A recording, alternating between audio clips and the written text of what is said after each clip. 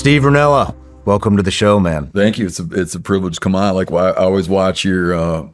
I consume tons of the shorts you pull from your episodes. Oh, thank you. And I like them. Yeah. Thank you. I like all the warriors, man. Like hearing them tell stories is a kick. Yeah. Man, it's an honor to do it. You know, I just think it's really important to document the last war. I mean, I was in part of both of them, so I think it's just important to document that stuff, actually, how it happened, instead of listening to some fucking newshead on the media tell us about what happened who'd never been there, or maybe they did a photo shoot there at some point in time. But yeah, I've been tracking you for quite a while, so it's pretty surreal to have you sitting in here. Thank you for coming. Appreciate it.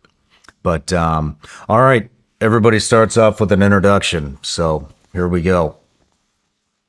Steve Rinella, an American outdoorsman, writer, and TV host known for ethical hunting, wildlife conservation, and field-to-table cooking.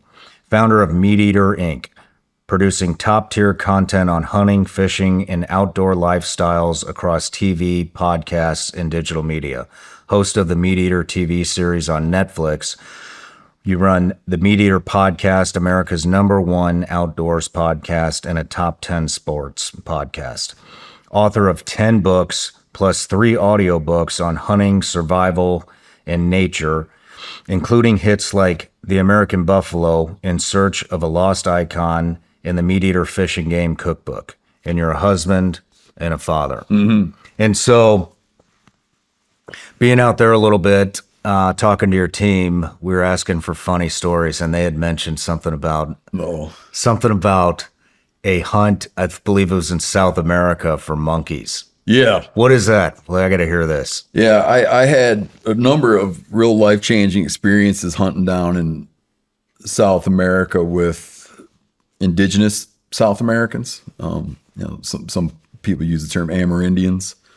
I spent time with some guys that are from the Macushi tribe, or Macushi and Wapashan tribes in Bolivia, and then the Chimane. Macushi and Wapashan in Guyana, and the Chimane in Bolivia. And we were on a river trip, traveling up a river with some Chimane guys. And they had a shotgun, which is kind of a common armament down there. And it would be that, like, I was with these guys, another trip I was with, just to give you a sense of the ammunition and stuff they use down there, is I was with these guys in Guyana one time that they weren't supposed to have a gun, right? They weren't allowed to have firearms, but they had a firearm, and they had a 16 gauge shotgun, and they had 12 gauge ammo. And they would, I'm not kidding you, dude, they would sit there. So at night, they like to hunt at night, and they would take that, they had a 16 gauge casing. It's got the same primer. So they would take that 12 gauge shell. Someone would give them these 12 gauge shells, and they would cut it open, and they had a leaf. They cut it open, poured the shot out in a leaf, got the wad out, poured the powder out in a leaf, pushed that primer pin out, put the primer into the 12 gauge, put the powder in, and then they had this kind of waxy paper they'd use for wadding, put their shot in, then they had a candle. Instead of crimping it, they'd cut the crimp off, and they'd melt a candle in there and drip candle wax in there to seal the thing. No way. So they could go take their 16 gauge shotgun out hunting. I remember one night these guys, I would go out with them sometimes. One night I just, for whatever reason, I wasn't like invited to go. I remember they made 2 of these shells, and they're gone for quite a while in the dark, and a while I never found out what happened, but a while later they come back and make 1 more shell and then go back out again. So that was, but these to get back to the question about the monkey, these guys in Bolivia, they really like monkeys, and different, the handful of different groups I hung out with, there's different opinions about eating monkey. It's either taboo or not, but these guys like red howler monkeys. Mm-hmm. So I go out with them in the jungle, and they had found they knew about a tree that was fruiting. They had been scouting around and found a fig tree, or not a fig tree, maybe some kind of date. I don't remember the fruit. I'm sorry. But we got under a tree, and we're just waiting under a tree, and pretty soon you can see a howler monkey up in the tree. And he shoots up there with a shotgun, and down comes not only a howler monkey, but a howler monkey's baby. And man, this guy comes back. There's some stuff we filmed this all. There's some stuff we didn't film or didn't use the footage of, but they come back and they kind of cook that monkey's head and eat it like an apple, walking around with it, kind of chewing the. Are you serious? Took all the intestines out in the river. So they took all those monkey guts down and inverted all the intestines to clean them, to eat. And they just, and they cook everything to the nth degree. So they smoke it, cook it, boil it.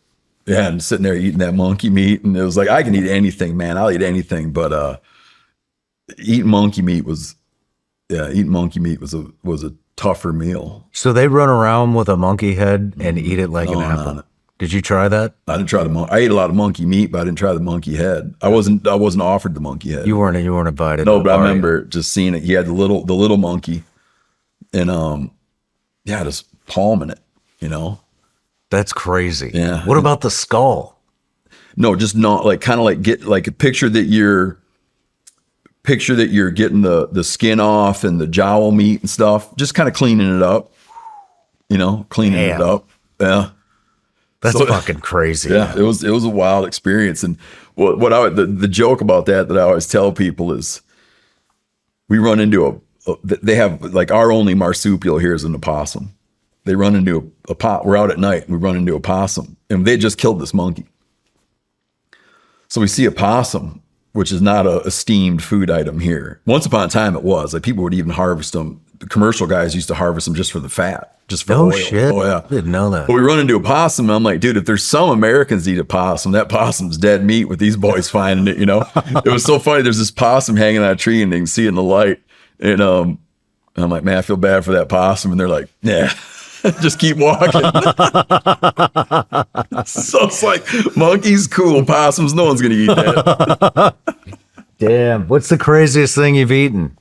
I think that like eating monkey meat, and then years ago I did a story. I was mentioning to you, even though I promised not to do this from like earlier, I was telling you.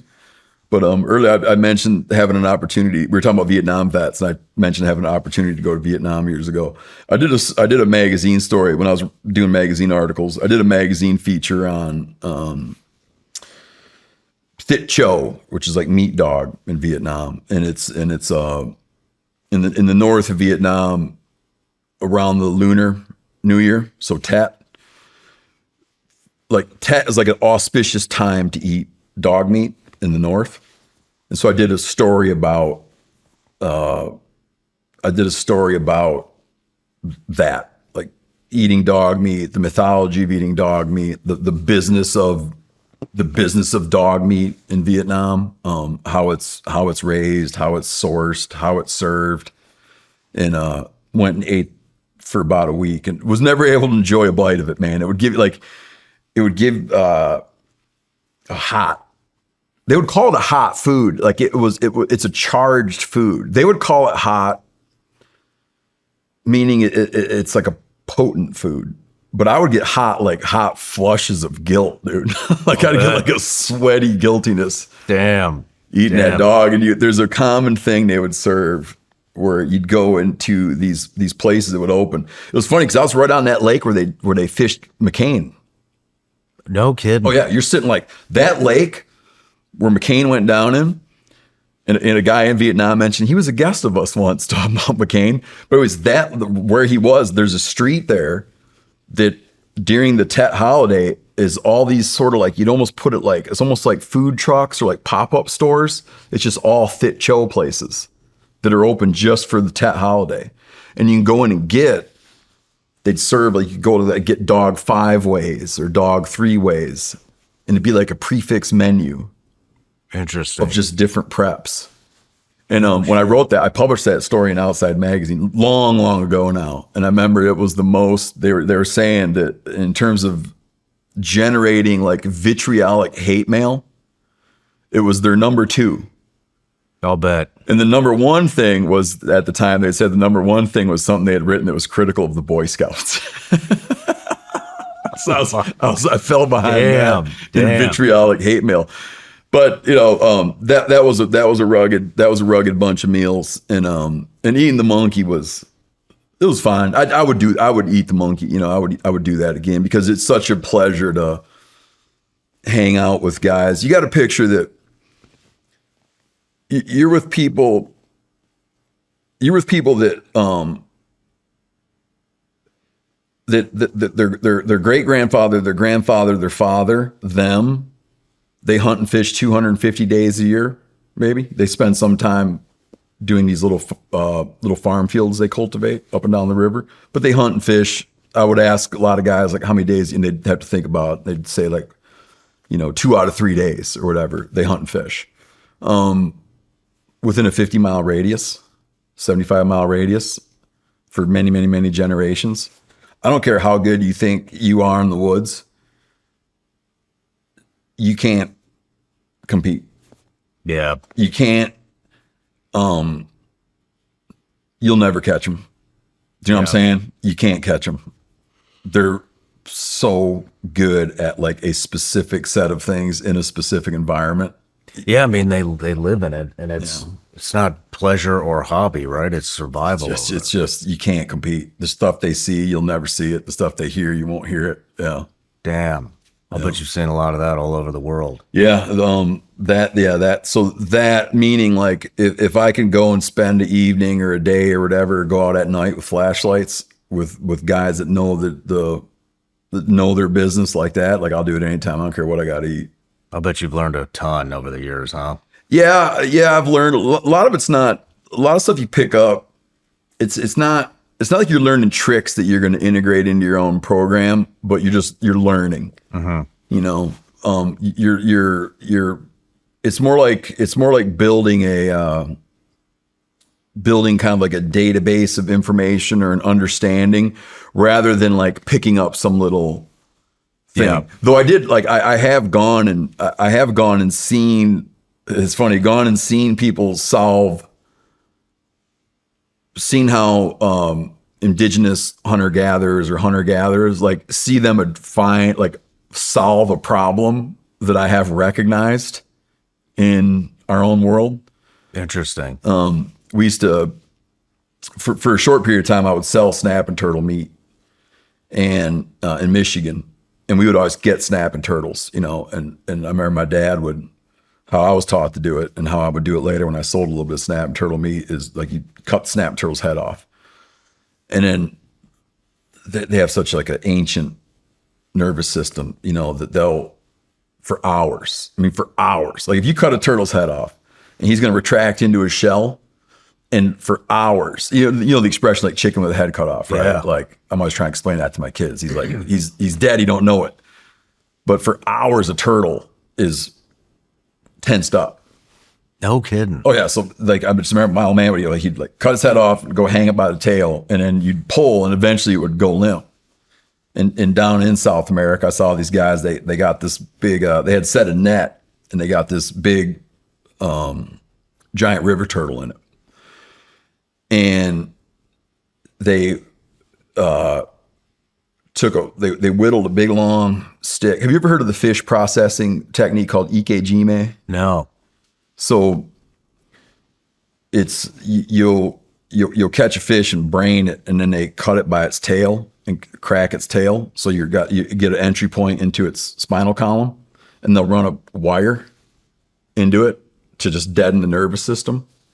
Well, these guys cut this big long skewer, and when they cut that turtle's head off, they ran that skewer right into the backbone and shoved that skewer down in that thing, and that turtle just, no kidding. I mean, melted. And then they cooked it right in its shell. Wow. And with something like that, I'm like, that's something I could wish I would have known about a long time. Wow. That's something I wish I would have known about a long time ago.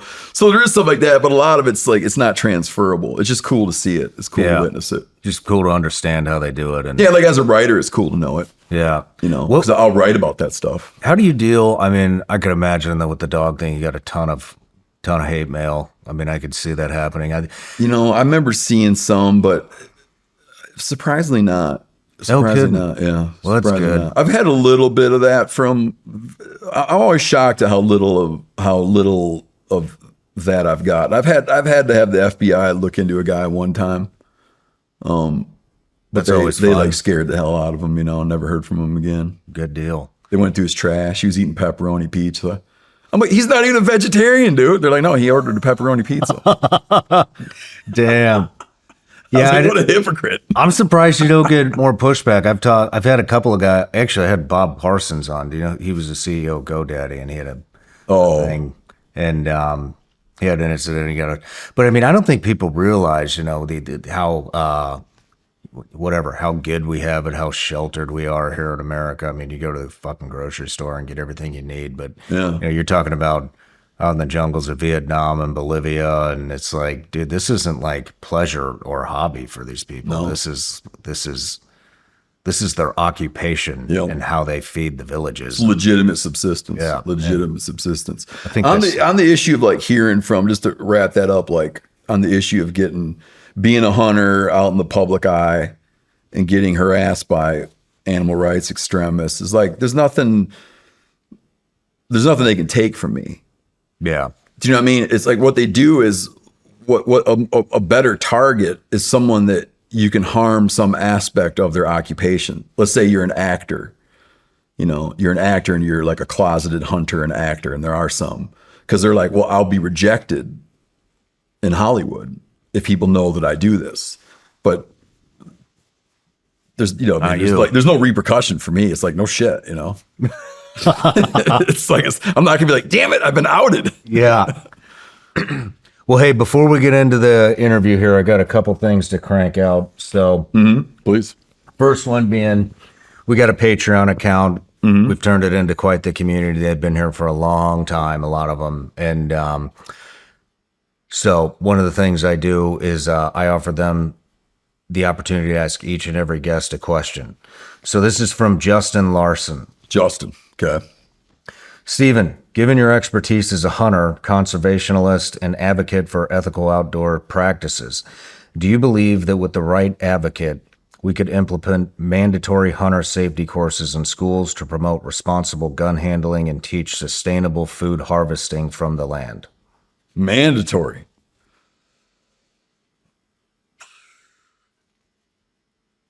I don't know, because like driver's ed isn't even mandatory. That's a good point. Yeah.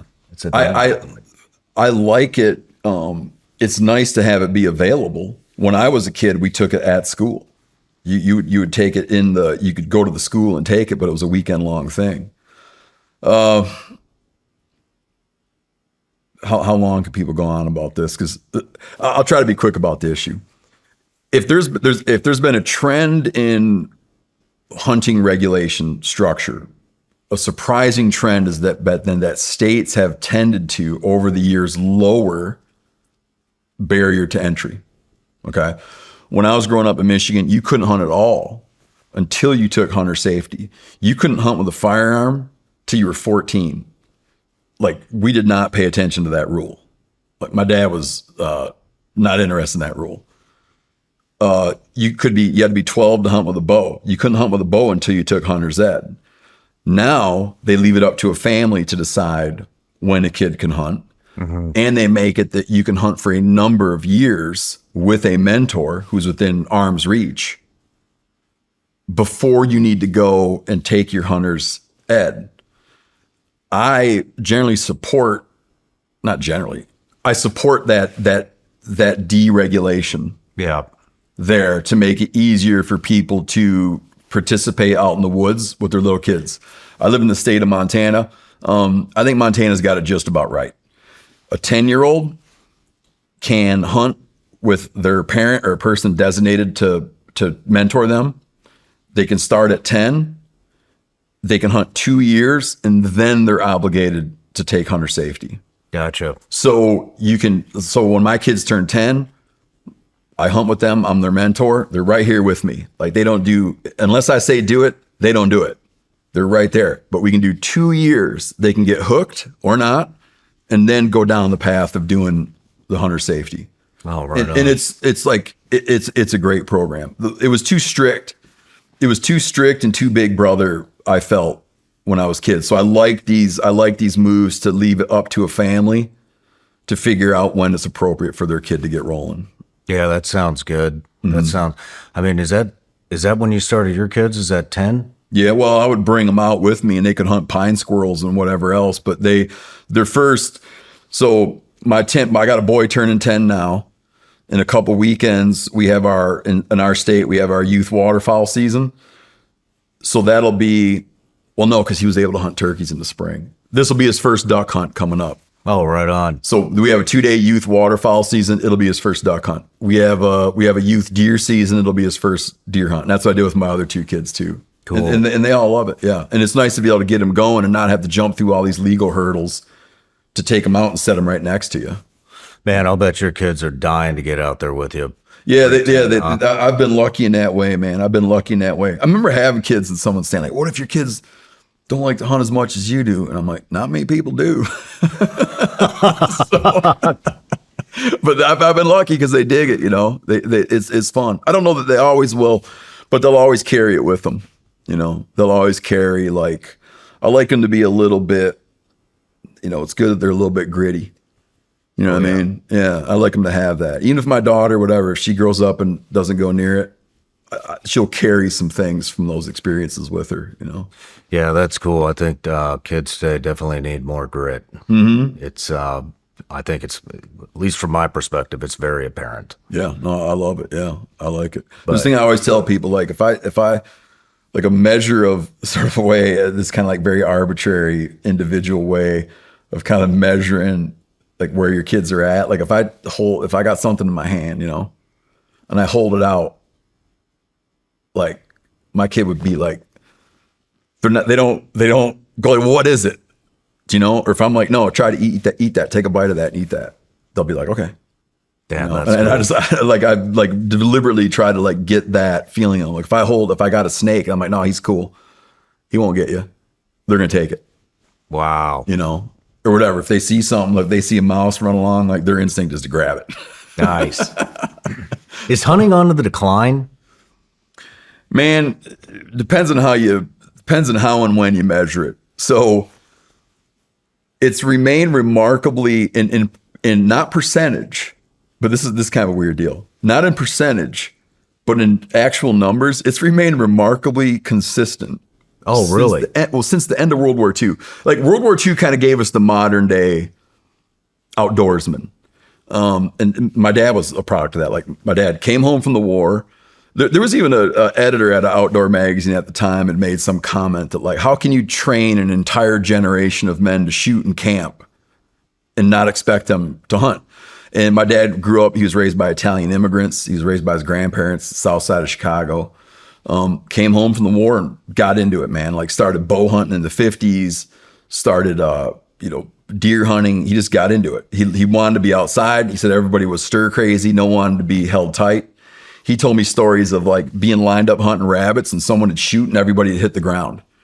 Wow. It was like that fresh, you know, but that's just what he wanted to do. And that kind of gave us, there was other things that were happening culturally as people had automobiles. So people that would live in urban, suburban areas had a way to get somewhere. Freezers were becoming a thing. So you had a way, like if you killed a deer, like picture, and normally like if you killed a deer, you know, you had to either be really good, knew how to dry it into jerky and want to eat that. But with the freezer came this idea that you could go and hunt geese, ducks, deer, whatever, and bring it home and freeze it and then be able to periodically throughout the year eat fresh food. And so it birthed the American outdoorsman. And since those post-war years, the number of hunters has remained remarkably static. But obviously it's declined hugely in terms of, I mean, our population, you know, doubled, tripled, quadrupled, or whatever the hell since then. I'm not sure. Has to have tripled. So the percentages have dropped. You look in California, so California, New Jersey, it's less than 1%. Are you serious? Less than 1% of the population. New Jersey doesn't surprise me. California less than 1% of the population buys a hunting license. Fishing participation is different, but just speaking about hunting, other states are pretty robust. There was a huge spike during COVID, you know. Behaviors change.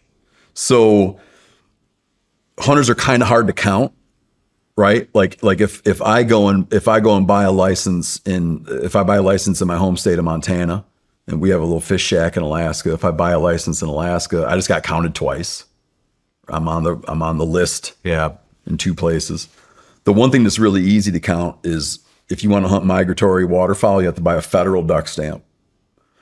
People could go buy that duck stamp for no reason, or just collectors or whatever. But by and large, you can look at like how many federal duck stamps were sold, how many guys hunted ducks because they have to buy this federal stamp, and they'll sell 1 million of those stamps.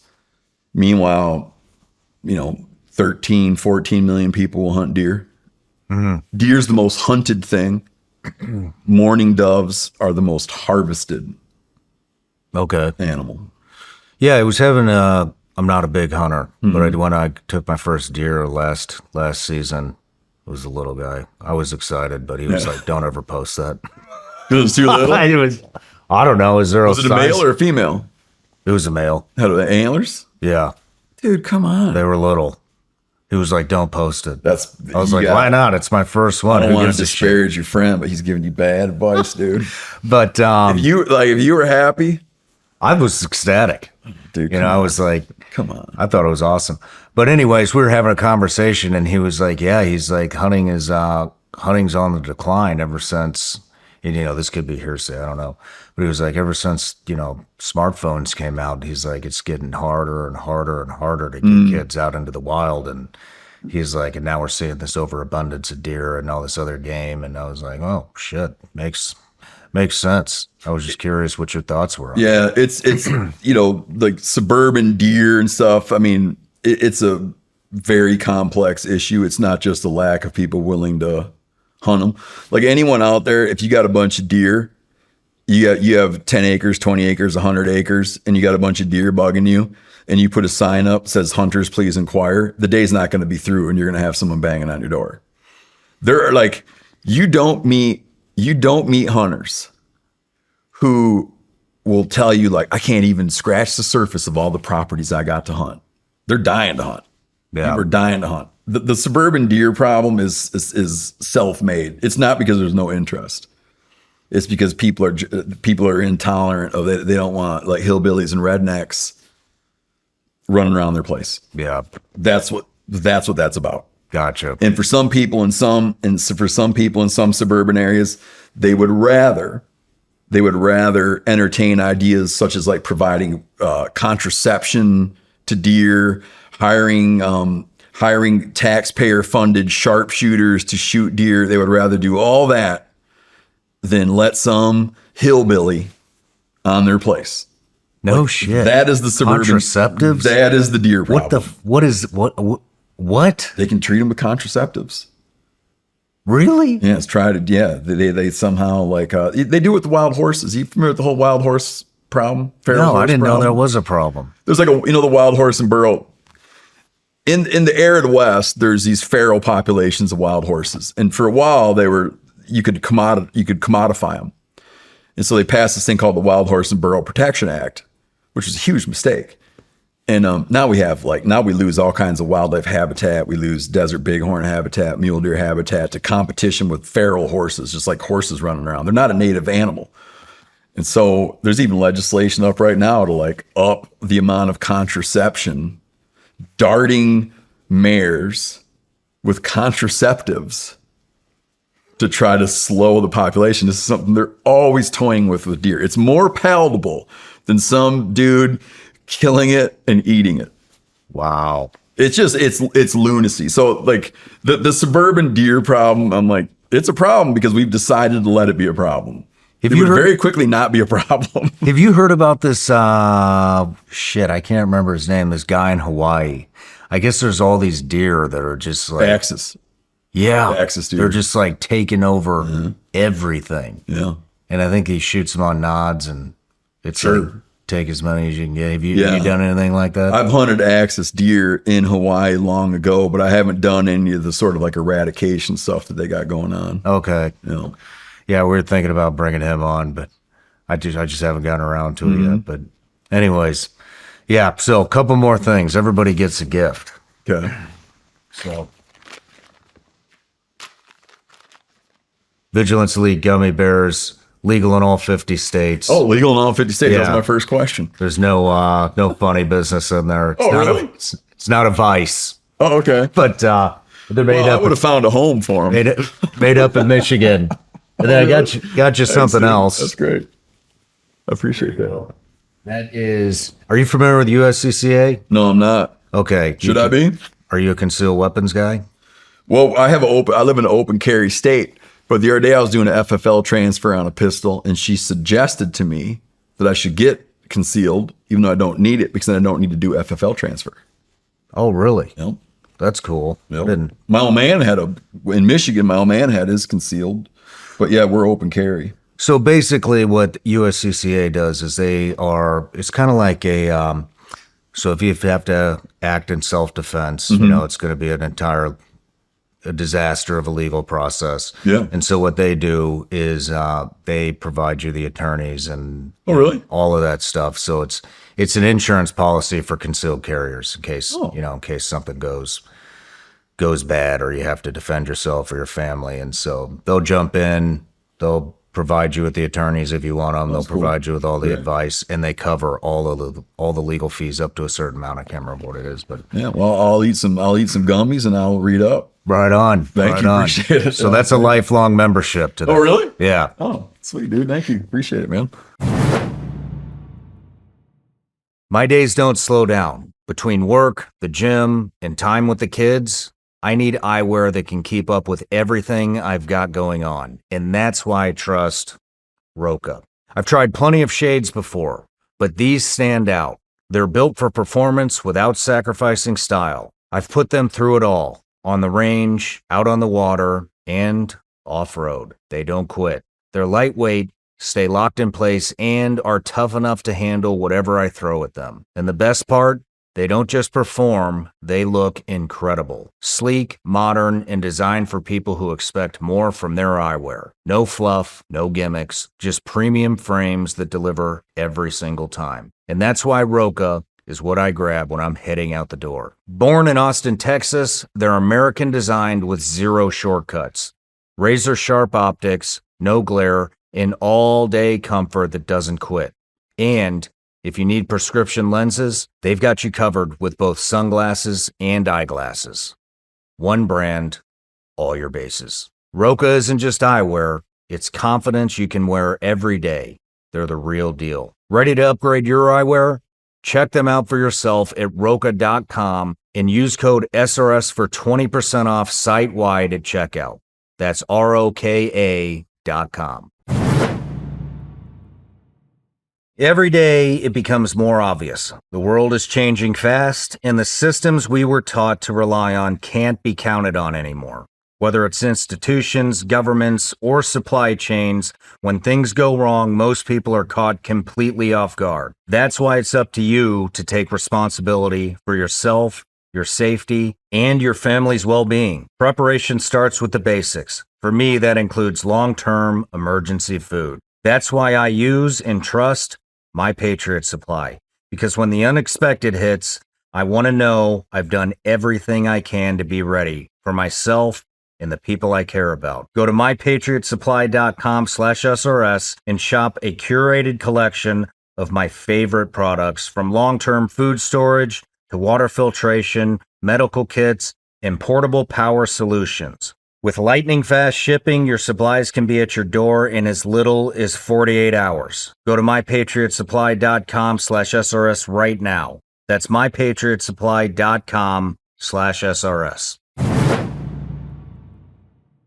I know there are a lot of choices out there when it comes to cell phone service, and it feels like new providers pop up every week. But Patriot Mobile stands out for a reason. They're a company built by people who actually share your values. And they've been doing this for over 12 years. No gimmicks, no agendas, just honest service and a commitment to doing right by their customers. They offer reliable, nationwide coverage using all three major networks, so you're not sacrificing quality. And when you switch, you're supporting a company that believes in faith, family, and freedom, values that matter. Don't just take my word for it. Ask the hundreds of thousands of Americans who've already made the switch to Patriot Mobile. Switching is easier than ever. Activate in minutes from the comfort of your own home. Keep your number, keep your phone, or upgrade. Patriot Mobile's all U.S.-based support team is standing by to take care of you. Call 972-PATRIOT today or go to patriotmobile.com/SRS. Use promo code SRS for a free month of service. That's patriotmobile.com/SRS or call 972-PATRIOT and make the switch today. All right, so I love doing life stories. Where'd you grow up? Where did I grow up? I grew up in Western Michigan, Muskegon County, Michigan. Pretty close, about 8 miles from Lake Michigan. You know. How into hunting were you? Sorry? Did you grow up hunting? Oh, yeah. My dad was a big hunter. We were brought up in it. We did a lot of the normal stuff everybody does, you know. But I grew up on a lake and had a lot of fishing and hunting opportunities around. My dad had been, like I said earlier, he was a big hunter. He was into archery hunting very early. You know, there was sort of like, obviously people used to archery hunt before the advent of, you know, before the introduction of the firearm. And then archery hunting took a long vacation. And then started, you know, people started toying with bows again in the 20s and 30s. And my dad was bow hunting even before some states were even having archery seasons. So I was brought up around archery hunting. We hunted ducks, we hunted squirrels. We'd hunt mostly within definitely the vast majority of our hunting was in 10-mile radius. We had a lake, and so I grew up fishing in the lake, grew up trapping muskrats, got real into fur trap when I was a kid. But yeah, it was just totally immersed. It was never like a thing that it was never a thing you decided to do. It was just around. It was, to kind of give you a sense of like what the community was like or how it was perceived is I remember waking up in the morning and hoping to look out my window in the dark, hoping to see those raining and blowing so that we didn't have to go hunting. And I remember feeling real guilty for feeling that way. I feel like, oh, I hope it's real windy so I don't got to get up. And I'm like, man, I shouldn't feel that way. That's terrible. Yeah, it was just baked in, man. It was baked in. Everybody around there hunted. I got a friend who's an outdoor writer, Pat Durkin, and he was talking about Wisconsin, right across the lake from us, you know, very similar. And he said, if you're not in this community, he said, if you're not a deer hunter, you sleep with one. And it was just a thing. People just did it. You know, people did it. Everybody did it. Not the women. What'd you like doing more, fishing or hunting? Hunting. What do you like more, firearms or archery? Firearms. Really? Yeah. Why do you like firearms better? Just like them. I don't know. I hunt bow when it's bow season. The real serious archers, like the way you measure a real serious archer is bow hunting during gun season, right? I bow hunt as a way to extend my hunting opportunities. Gotcha. A real archer, like a real bow hunter, even when they could use a firearm, they're like, nope. Like when I see that, I'm like, that's a bow hunter, dude. Right on, man. You know, and I'm like, I use it to extend my seasons. Right on. Yeah. I bow hunt when I can, but the minute I can grab my gun, I grab my gun. Is it that much more challenging? It's just different, man. It's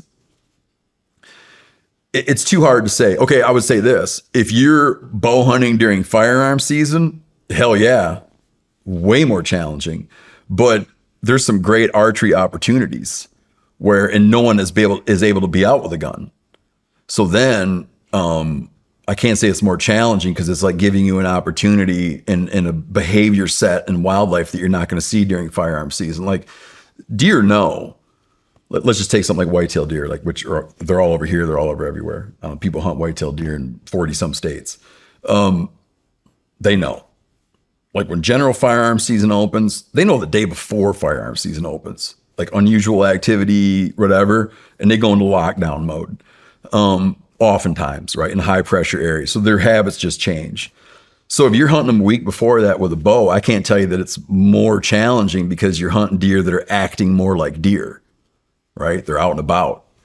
But if you were a purist, you're a purist and you're like, even when gun opens, I'm out with my bow. And I got plenty of friends that do it. Yeah, way more challenging. I mean, the difference between I see a deer at, you know, I catch a deer crossing something at 200 yards and it's just like, he's mine.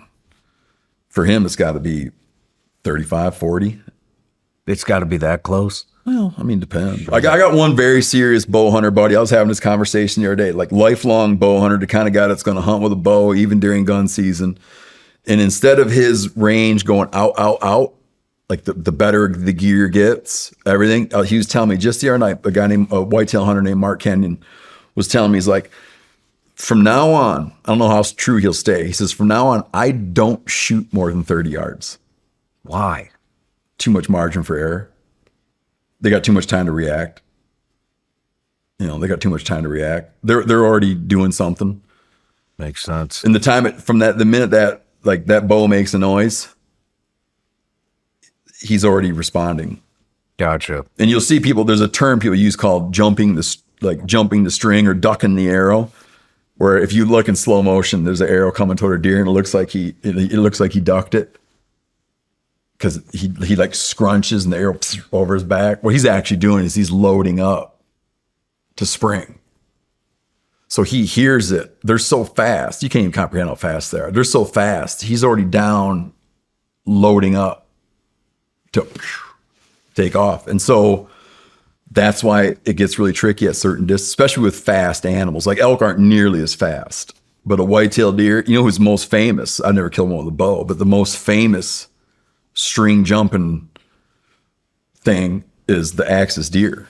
No kidding. That's what very like credentialed friends of mine have said, that axis deer, they'll point out maybe this is a thing that had in its native range coexisted with tigers, right? They're like, you think about releasing that string and that deer's already loading up, So that's their reputation, is they're way ahead. You can't comprehend time. But think about, like, you picture that there's a fly sitting here, and you're like, bam, and he's already gone. You think you're going fast, and the fly's head, you're going like this. How he perceives time. Yeah. He's like, yeah, I should probably get out of the way of that thing. At some point, I should probably move. Have you, I'm sorry, I just got a bunch of random questions. Oh, no, please. But have you ever done, we're going into fishing. Uh-huh. Have you ever done anything in Brazil or maybe Peru on the Amazon? Have you ever done an Amazon fishing? I fished in the extreme headwaters of the Amazon in Bolivia, and stuff that will eventually flows into the Amazon. Yeah, but it would be like headwater tributary stuff. Yeah, but never the Amazon proper. Okay. And I fished over a drainage divide into rivers that would, like, on ridge lines that would, one side would go to the Amazon, but the other side flows into the Caribbean. I've fished that stuff, but I've never been like on an Amazon river trip, though I would like to. Man, I've been dying to do that. For peacock bass and stuff. Yeah, for whatever. Arapaima. Yep. Have you got one of those? I've laid eyes on Arapaima, and when I was talking about those guys in Guyana that, like, they used to bow hunt Arapaima for the commercial markets, and I've caught arowana, which is like a small, much smaller version of much smaller version of Arapaima, and I've observed Arapaima, but I've never even taken a cast at Arapaima. Man, that's cool. I would love to do that. Yeah, no, I've never done it, but it'd be sweet. You see those pictures of them. I think it's the largest freshwater scaled fish. That's the rumor. That seems like you're adding a lot of, like, things, because it can't be the largest fish, which is the whale shark. So you got to be like the largest freshwater scaled fish. Because in the Mekong Delta, there's a catfish that's bigger than an Arapaima. No shit. No. Have you got any of those? No. I've caught some big ass weird catfish, but not that kind of catfish. No. Right on, man. Yeah, that's something I would love to do. I would love to get into hunting too. It's just, business gets in the way of just about everything. Yeah. You got little kids though now. Well, yeah, I'm warming my son up to fishing. Yeah. We've been at it for almost a year now. He's come a long ways. Yeah. Now he's casting. He can do pretty much everything but put the worm on the hook and take the fish up. He's just I'm glad you let him fish with worms. Poking their eyes and shit. It's hilarious. Yeah. I had such a good time the other day. I was with my little daughter, and we went out, and she shouldn't call her little anymore. She's 12, but I took her out. We caught grasshoppers. I have this little grasshopper container that once belonged to my dad, and we caught grasshoppers and put them in there, and then went down to the creek. And this is an area where you're not allowed to kill cutthroats, but we pinched the barb and would hook grasshoppers and just send them downriver. Nice. Watch those fish come up and grab them, dude. It was fun, man. Like I said, she'll carry that stuff with her, you know. That's cool, man. Yeah. That's cool. Yeah. Well, actually, one more. Where is your favorite place to hunt? I mean, I like hunting all over the place. I really have a lot of I've had a lot of fun opportunities to hunt up in Alaska. I have a brother that has been there for a long time, and so when he moved up, I started hanging out up there as well. I really enjoy being out in Alaska. Between different kind of things I'll do, I spend maybe a month every year up doing different stuff there. We have a little fish shack in Alaska that I bought 20 years ago with my two of my siblings and a buddy of ours. We just bought it on a whim at 20 grand a piece. Nice. Smartest thing I ever did. Nice. And we fish up there and do some hunting up there. So yeah, I like that. I love where I live. I live in Montana. We have a great time there, but I really appreciate some of my best experiences are up in the far north. Yeah, up in Alaska. Yeah, it's beautiful up there. Do you like the adventure of getting into new ecosystems, new environments to hunt in? Time. Yeah, I'll bet. I spent a month in after toying with the idea and toying with it for decades. I spent a month in Africa this year. How was it? Just life-changing. Went to Tanzania. I met these dudes, this guy, a professional hunter named Morgan Potter. He works for this place, Robin Hurt Safaris, and I met Roger Hurt, a kid of the founder. You know, he got tore up by a Cape buffalo. So he had come to the U.S. for some medical care. And this other professional hunter married a woman. Morgan Potter married a woman, and they live. So even though he spends half his year in Tanzania, he spends half his year by me. And so we just got to hanging out, and I had them come on my podcast, just talk about their life and the kind of hunting they do. And once I had some people I really trusted to go, I went, and it changed. I mean, like, life-changing experience. I kept telling people I was there so long I had to cut my fingernails twice. And it was, dude, it was just, I mean, utterly life-changing. Yeah, just the stuff I saw, other ways to live, you know. I was blown away, man. I'll be talking about that the rest of my life. When you go on these remote trips like this, are you embedded with indigenous people? You get to see how they live, yep. What they eat. Yeah, got to hang out with the trackers, you know, and the way these guys work is, we were out, just to give you some, I mean, you know, obviously, I mean, you know, you've been all over the world. I mean, it's a huge continent, right? Like, it's the different ways that not only the different ways people live, the different climates and all that, there's very different ways in which wildlife is managed in Africa. Tanzania has a very progressive view on wildlife management. We were on a hunting area that's the size of Yellowstone National Park. It's a 2 million acre game concession. There are human activities occurring. It's not a peopleless environment. Like, there's guys that have permits to commercially fish there. There's guys that do commercial honey harvest in there. But it's like the government has said that this 2 million acres doesn't get developed, and they make money off it. They're able to make money off it by allowing hunting to occur on the place. And so we're out in this like 2 million acre thing, but we're the only people around. We would some days do 100 miles. You know, wow. 100 miles in pickups on just trails these guys hack out through the woods, you know, and you see just crazy stuff. But yeah, there's guys out on the landscape, you know, you'd run into, the honey season was just finishing up. So there's guys out doing honey, but we were with trackers in this part of Tanzania, in eastern Tanzania. I spent some time in Maasai land, which is the Maasai tribe. Where we were was like Bantu peoples, but we were with trackers and the trackers they use are by and large poachers that they caught. So they'll catch poachers, and if they're young and ambitious and good, they'll be like, listen, you know, you should come see us. So the two trackers that I was hanging out with were both people that were brought up as poachers. They were in the bushmeat trade. snaring and hunting with homemade guns and poison arrows Wow. in order to sell bushmeat. And these dudes are now trackers.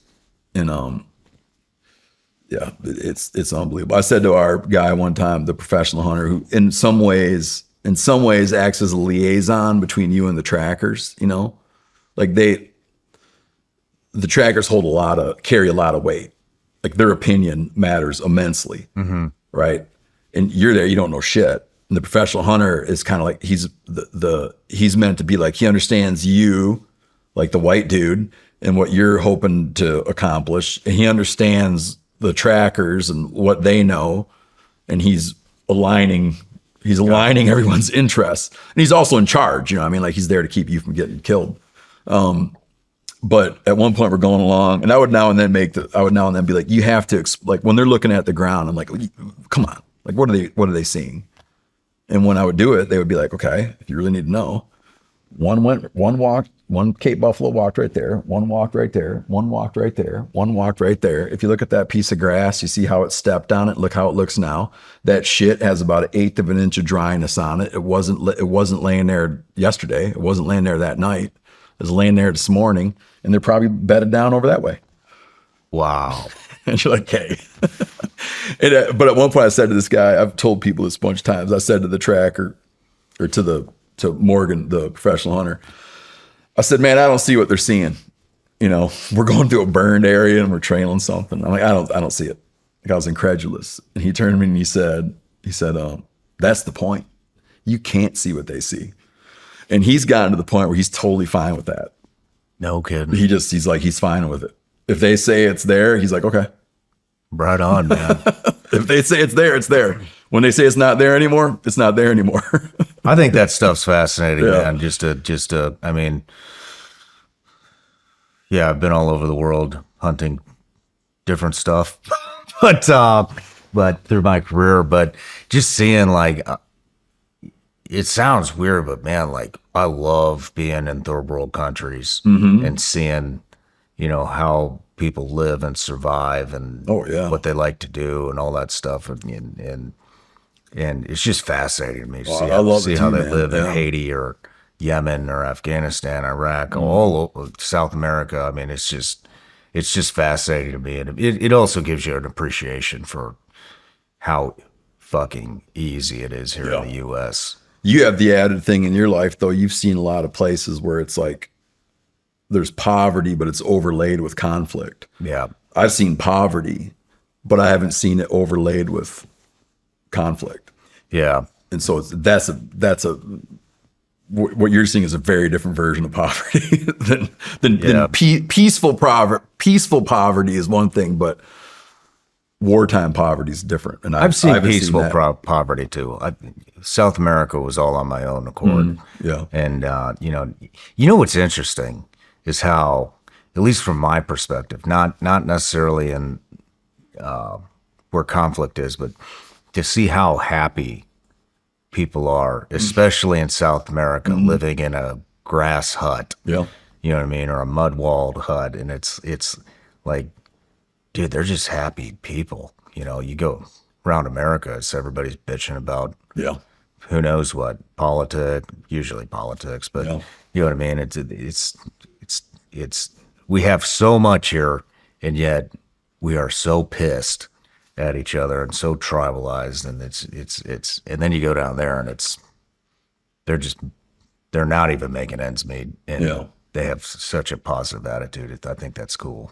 I was telling someone about this the other day on my show, and I'll give it to you to think about for a minute too. Is I took this class in college called Political Rhetoric, and we read, you know, Dr. King, the Camille Paglia.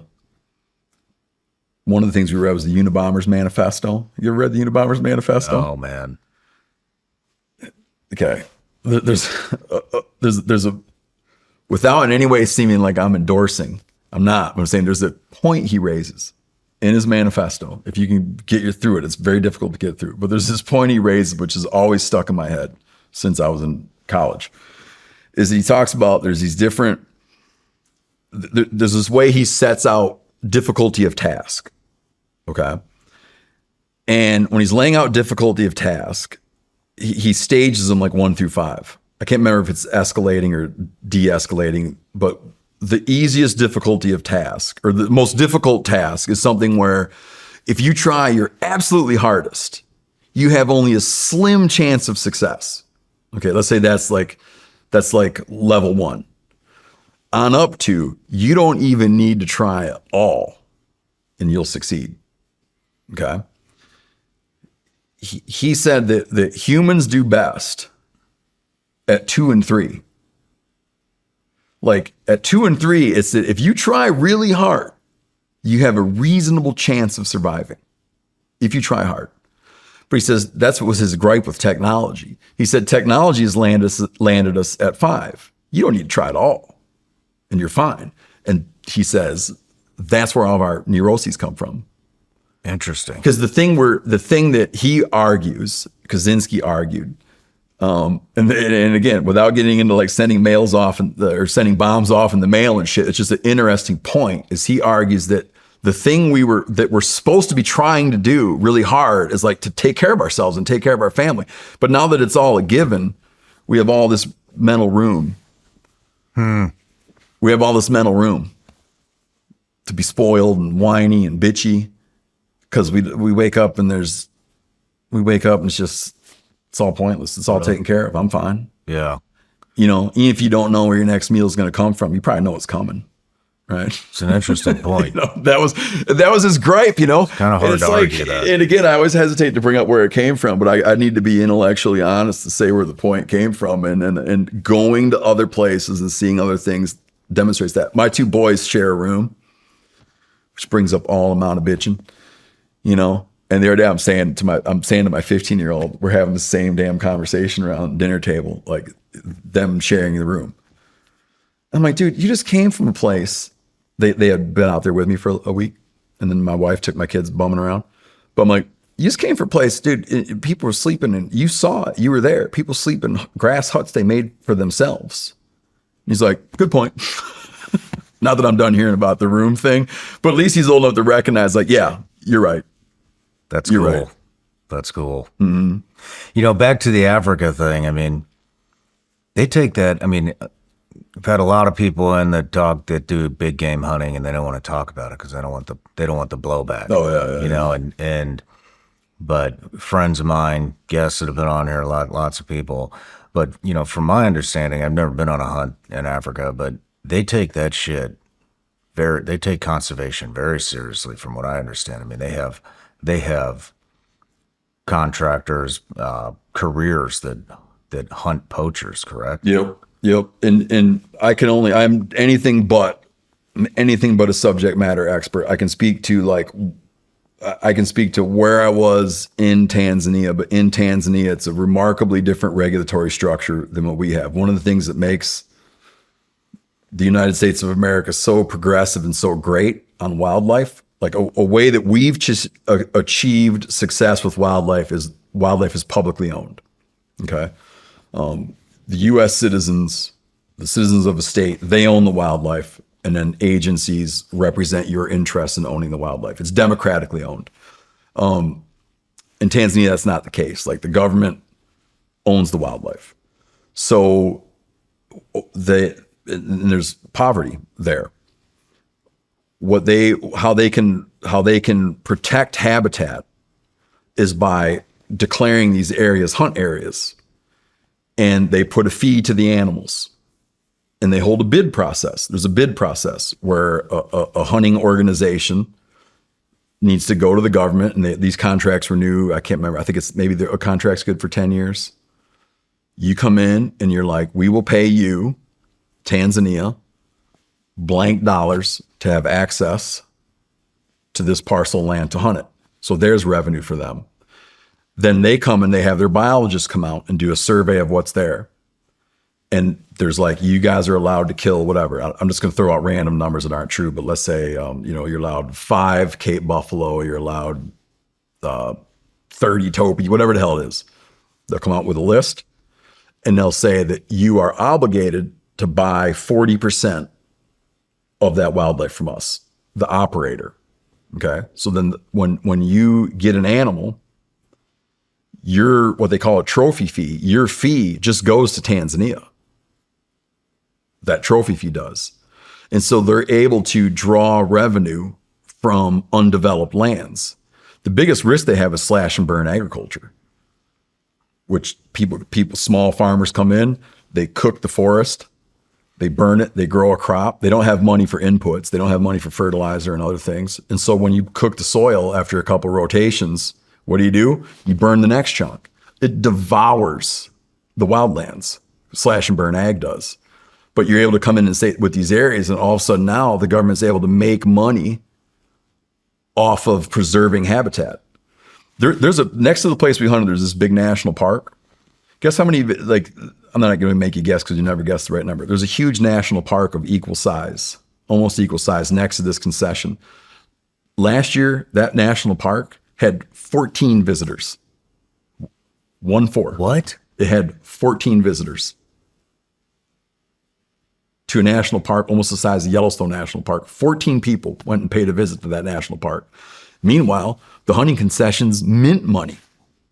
Damn. For the government. That's interesting. So it's like you can, and that's where, like, as a dude growing up in America with holding certain American ideals about wildlife management, wildlife being democratically owned, right? Trying to foresee and prevent ways in which people might commodify wildlife so it wasn't available to, like, blue collar people. So opportunity, like, you grow up with this whole ethos about how to protect the democratization of American landscapes and American wildlife. And you're like, that's the way to do it. Part of travel is you go and you say, like, you realize there's other ways to skin the cat, right? And they have got this other system, and you could look at it and criticize it, aspects of it. It's very hard, it's very difficult for a citizen of Tanzania to go out and do lawful hunting. There's not like an avenue for it. Like, that's too bad. I regret it. But it's a different place, different challenges, enforcement issues, poverty issues, whatever. They have found a way to preserve habitat and to preserve wildlife by assigning value to it. And right now, that is what holds the line. Like, that is what holds the line to burning it. Burning it and depleting it. And so it's hard to condemn it. And I used to sit like in my pompous, somewhat pompous American seat and used to be like, oh, pay to play, right? You got to pay to play in Africa. That's not American, that's not the American style. It's like, it's not the American style, but it's a way to achieve conservation in that place. Yeah. Yeah. And you also can look and be like, we've also, in the late 1800s and early 1900s, that because of deregulation, we almost ruined American wildlife. Yeah, let's move into the history of hunting. Yeah, in America, in the U.S. Yeah. First off, it's people who hunted in the U.S. There's people debate the number, but somewhere between, there was people definitely here hunting 14,000 years ago. People were maybe here hunting as much as 20,000 years ago. People that came from Siberia, passed into Alaska very quickly. At some point by 13,000 years ago, it like exploded across the landscape, and those were hunting cultures. Only later, right, like many thousands of years later, Europeans started to come, and that's kind of where I'm very interested in native hunting practices. But kind of when we look at the decimation of American wildlife, that story begins with the colonials, right, coming in. Mm-hmm. Just to get a little extra detail there, there is an argument there's a very powerful argument. It's not settled science, but there's a very powerful argument that when humans arrived here, they wiped out many species of wildlife. I'm talking the first Americans, Siberian immigrants. They wiped out many species of wildlife. people debate it, but to me, it's all, like, to me, it's verging on settled science that humans had were a huge contributing factor into extinction of mammoths, mastodons, short-faced bears, giant ground sloths, a host of things, like 9 genera of animals kind of blinked out around the time humans arrived. But then they had this huge period of, the historian Dan Flores calls it like Native America. They had this 10,000 year period, 10,000 years of hunting in America had the ensuing 10,000 years of hunting in America had one extinction, a flightless bird on the Pacific coast. People hit harmony. Like people hit where we weren't driving shit to extinction for 10,000 years on this continent. And then boom, Europeans show up and that story shifts, right? To get into kind of just give you a little bit about like the first hunter, if people that are like loosely familiar with American history will recognize the name Daniel Boone, like no doubt. I mean, we're kind of in Boone country right now, you know? Well, let's take a look at Boone for a minute. So Boone's people came from England. At the time in England, you weren't going to hunt, right? The king owned the deer. There was no sort of public hunting. Wildlife was jealously guarded by the elites. Hunting wasn't a thing. Boone's family comes here and all of a sudden, like, there's this rich wildlife resource out there and they pick up hunting. Like, these are not hunters coming to America. These are very much like non-hunter. The European colonists that come over are like they're not showing up as hunters. They're getting here and they're learning from natives, how to utilize these resources. And Boone is this interesting figure because he sits right at the beginning of colonial history, or he sits right at the beginning of the American experiment. Like, he, in the years prior to the American Revolution, Boone becomes a deerskin hunter. During the colonial period, Boone is also a interloper. He's a poacher in 2 ways. Boone he's living in these settlements. First, he lives in Pennsylvania. Then he's down in the Yadkin Valley in North Carolina. He's forbidden for 2 reasons from hunting where he hunts. The British, the colonial British, don't want American colonists who they view as like the frontier people they view as like the worst of the worst. Hillbilly rednecks are these American colonists out on the frontier. Right? They question their allegiance, and they don't want them crossing the Appalachian Mountains and hunting in native land because it causes so much trouble with the Native Americans. Like, the British were somewhat friendly, were somewhat better than the Americans became at like dealing with native relations. So the British would say, you're not allowed to go over there. And then it also violated native law, where the natives claim these areas. Okay, the Cherokee, the Shawnee, like, they claim these areas as their hunting grounds, but these colonists like Boone realize they can make a lot of money going into the Indian territories and hunting deerskins, which they're forbidden. The British forbid them from doing it. The Indians forbid them from doing it, but that's their biz. So like Boone going through the Cumberland Gap, the first time he went through the Cumberland Gap, he's looking for deerskins. And these guys have no cash economy. You raise crops, a family raises crops, the family uses 90% of those crops. The only access you have to cash is you might sell a small amount of corn or whatever, but all of a sudden they have access to a cash economy because they can kill whitetails. And we see then this deer hunting era, late 1760s into the 1770s, we see this phenomenon that we're going to see again and again and again, where these guys, like with a commodity, whitetail deer, we see that they're able to like wipe places clean. They're able to go into an area and literally kill everything. And what do you do when that happens? Go further down the trail and literally kill everything. And from that point, we start seeing this de-wilding of America from commodity hunting, from commercial hunting. And man, I got nothing but respect for Boone. Like, I've done projects on Boone, studied Boone, phenomenal woodsman, but that becomes the American tale, is deregulation, commodification, And all of a sudden you just realize that this inexhaustible resource we have, we just eat it. We just consume it from one end of the country to the other.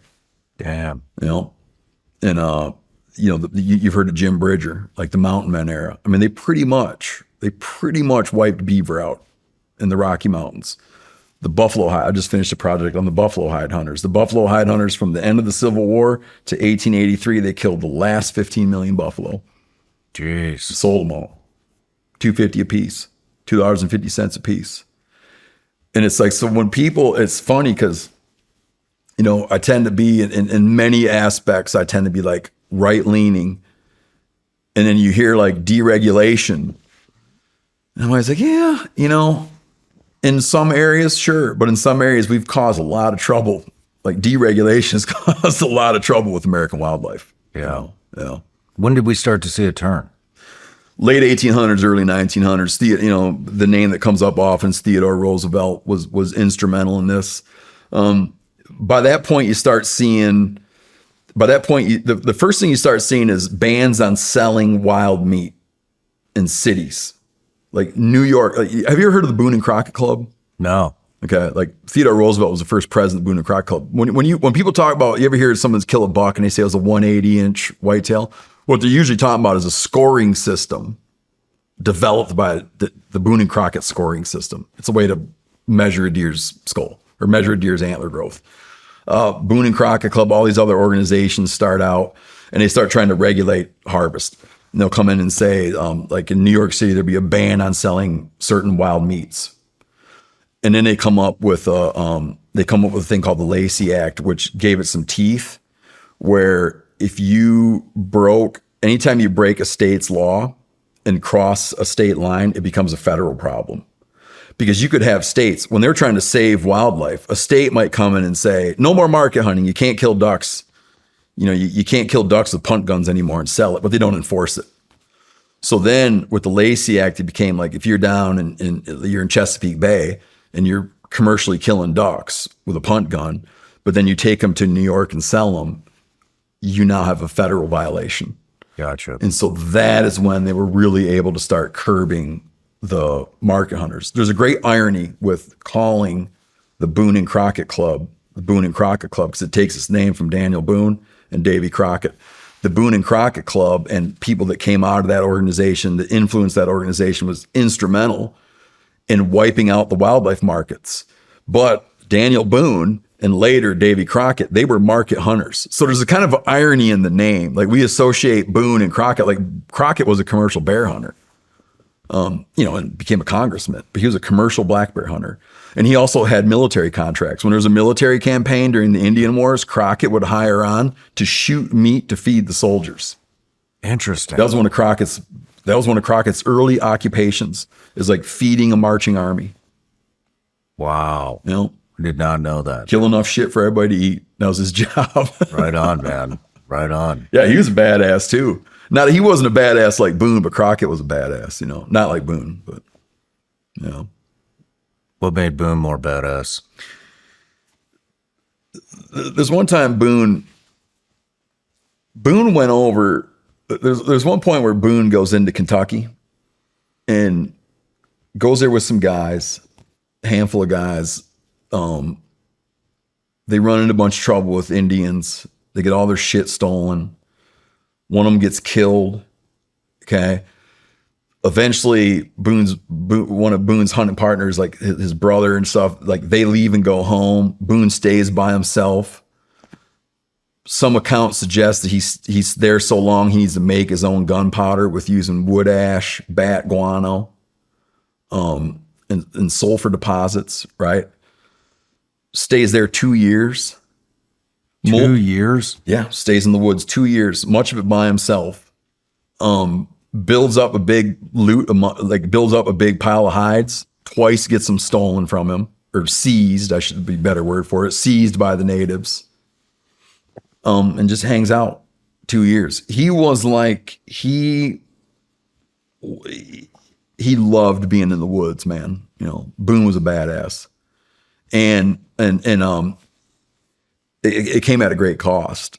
Like there was always these conflicts on the colonial frontier. Boone's Boone was next to one of his kids when he was killed in Indian fighting. Another one of Boone's sons was killed in Indian fighting. A brother of his was killed. Brother-in-law was killed.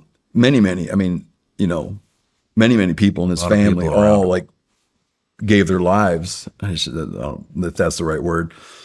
Made enormous sacrifices to live that lifestyle. Very dangerous lifestyle at that time because there was active warfare. Yeah. In the colonial areas. And and Boone, I mean, he just was hooked. He couldn't picture living another way. Talking about Theodore Roosevelt, I mean, he's the one that put all the national parks in place, correct?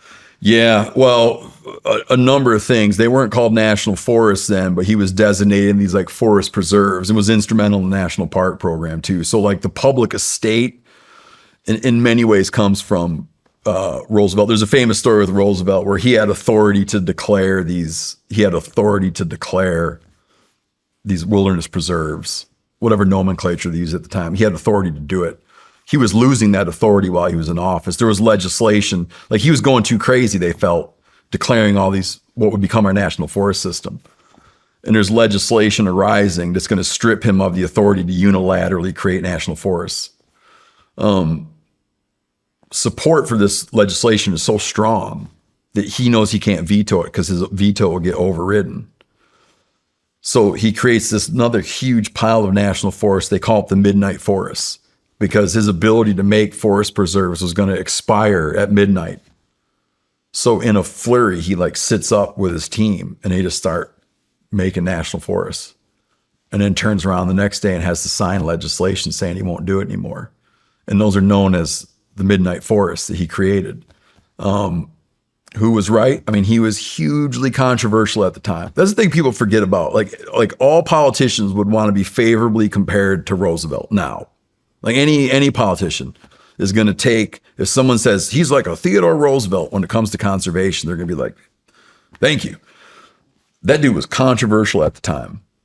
And who was right? They carved him into Rushmore. Yeah. Right? As the preservation guy. Yeah. So he was right, and it was not popular at the time. That's the thing people lose sight of is like what he did at the time was some people support it, but a lot of people hated him for it. And then now we recognize that it was a stroke. It was genius. It was genius. Yeah. I mean, what do you we just had that public land sale, almost go through in the big, beautiful bill. And I was way late to the game on that. I saw a tweet from Jocko saying, pay attention to this guy, Braxton McCoy. And do you guys know each other? No, I know of him now for sure, but I have never personally met him. Yeah. But great guy. Amazing story too. But anyways, I saw a tweet that he had thrown out through Jocko and I was like, hey, I'll be in touch. Brought him on. He kind of told me what was going on, and we released a preview. It got pulled that night, but I was curious. I mean, I know you were a big player in that, and you and Cameron Haynes and a couple other people I follow were screaming at the top of your lungs like, "This isn't a good idea." Yeah, and so I just wound up jumping in last minute because I was like, this doesn't seem right. Yeah, Were they selling this land? Glad you did. Yeah, I'm glad. And I'm glad you did, and everybody else that did. Yeah. Yeah, and all of the collaborations together got it pulled, and but I was just curious. We were talking a little bit about this at breakfast. But I mean, what was your take on all of that? Man, it's a thing that comes up in different. It's a thing that comes up in different forms throughout the history of the country, is this question of the legitimacy, the intelligence or whatever of having large tracts of federally managed public land that's open to everybody. Maybe it's on a 10-year cycle. My friend and colleague Ryan Callahan is a lifelong crusader for public lands, and he and I were talking recently, and he was talking about it's just like it's a 10-year cycle. Where in some Western states, the majority of the land is owned by the federal government, okay? Some people look at that and they're like, what an enormous gift. that half of the state or more than half of the state, whatever, is open to any American who wants to go out on that land to ride ATVs in certain areas, ride bikes, camp with their kids, hunt, fish, live an outdoor lifestyle. You don't need to have money to own your own ranch. It's just there, right? It's there for us. And not only that, it's not developed and it's not industrialized. It's like, it's literally, it's money in the bank and it's habitat in the bank, right? It's just there. It's an American treasure. Mm-hmm. Other people look at it and they look at it and they see a huge loss in revenue because you're not able to industrialize or develop that landscape. So someone, you're a political figure in a state. What you want to do is you want to generate economic activity, and then you see that there's these landscapes that aren't easily used. Now, to be fair, on these federally managed public lands, U.S. Forest Service land, Bureau of Land Management land, they do mine it. They do alternative energy on it. They do oil extraction on it. What's the big festival in California? The Burning Man? The Burning Man. The Burning Man is on BLM land. So BLM land is like... Is it really? Yes, it's on public land. I didn't know that. Yeah, the Burning Man festival is on BLM land. The BLM makes money. The BLM makes money by permitting the Burning Man to occur on their BLM property. All kinds of shit is happening on this land. Cattle grazing, right? It's a multi-use landscape. But what doesn't happen is it doesn't get permanently developed. So in states, Utah is a hotbed of anti-public land sentiment in the political delegation there. A lot of it comes from Nevada, where they want more land, they want more land to develop. And this public land system, this federal land system, stands in their way of having more areas to develop and more areas to produce revenue from, produce opportunities for friends and developers. And therein lies the rub. There's some states where, like, I happen to live in Montana, and in Montana there is it's political suicide. It's political suicide, remains political suicide in Montana to advocate for large scale sales of public land. You can't do it. You can't do it there. In Utah, you can. And so oftentimes federal land sales where they want to peel off large acreages. There's kind of like in I think it was 2017, there was talk of 3 million acres. There was talk of 3 million acres this time of we're going to sell 3 million acres of public land. That's usually coming from the Utah delegation. Well, that's where it came from this time. They spearhead it, and that is a hotbed. I'm not telling you a controversial thing. Yeah, I'm not putting a spin on it. The intellectual architects of large scale public land sales, the intellectual architects of that concept, come from Utah. Okay, this is not spinny. That's just the reality. It was the last time around when we went through this and something very similar, 3 million acres. I think it was 2017, Jason Chaffetz, House of Representatives in Utah, had legislation out there, which they were calling excess public lands. They were going to sell 3 million acres. And when you get into 3 million acres, you're talking big tracts of public land. Yeah. There's a way to move public land. We have systems in place by which we can move public land. If you have there could be a military base that gets decommissioned. There's a way in which that can be sold. And what these efforts usually are ways to ditch. It's usually a way, how can we ditch the process and do this right now, large scale? And that's usually what happens. And the last time and this time were identical in the response. Is of your normal groups that the effort to push came from a faction of the American right, came from a faction of the Republican Party. We should move to sell public land, large tracts of public land. Of course, they know that the tree hugger community, the bleeding hearts, of course, they know that they'll revolt, but it doesn't matter to them. They don't have their support anyways. But both times what has happened is that people that they view as being their people that probably normally support President Trump's agenda, people that normally are are right of center, they're no, not that idea. I don't like it. And then both times with Chaffetz, and then this most recent thing was being pushed from Senator Mike Lee. Both times it seems they were quite surprised that their constituent base hated the idea. They hated it, all right. It shocked people, but I'm like, I was always feeling like it should be that shocking because this is what happened last time. And the response was the same. It was like, oh wow, all these we're just shocked that all these Republican voters hate the idea of selling off public lands. And they're focused because like, oh, it's only 3 million acres. But what people see lying there is you're kind of like, I'm afraid it's not about that. I'm afraid that at this level, we're having a discussion about the legitimacy of federally managed public lands. And so people, they tend to not be interested in the details. It's like American sportsmen, at the end of the day, American sportsmen want public lands. Yeah. And they're definitely intellectually capable of recognizing that it comes at some cost.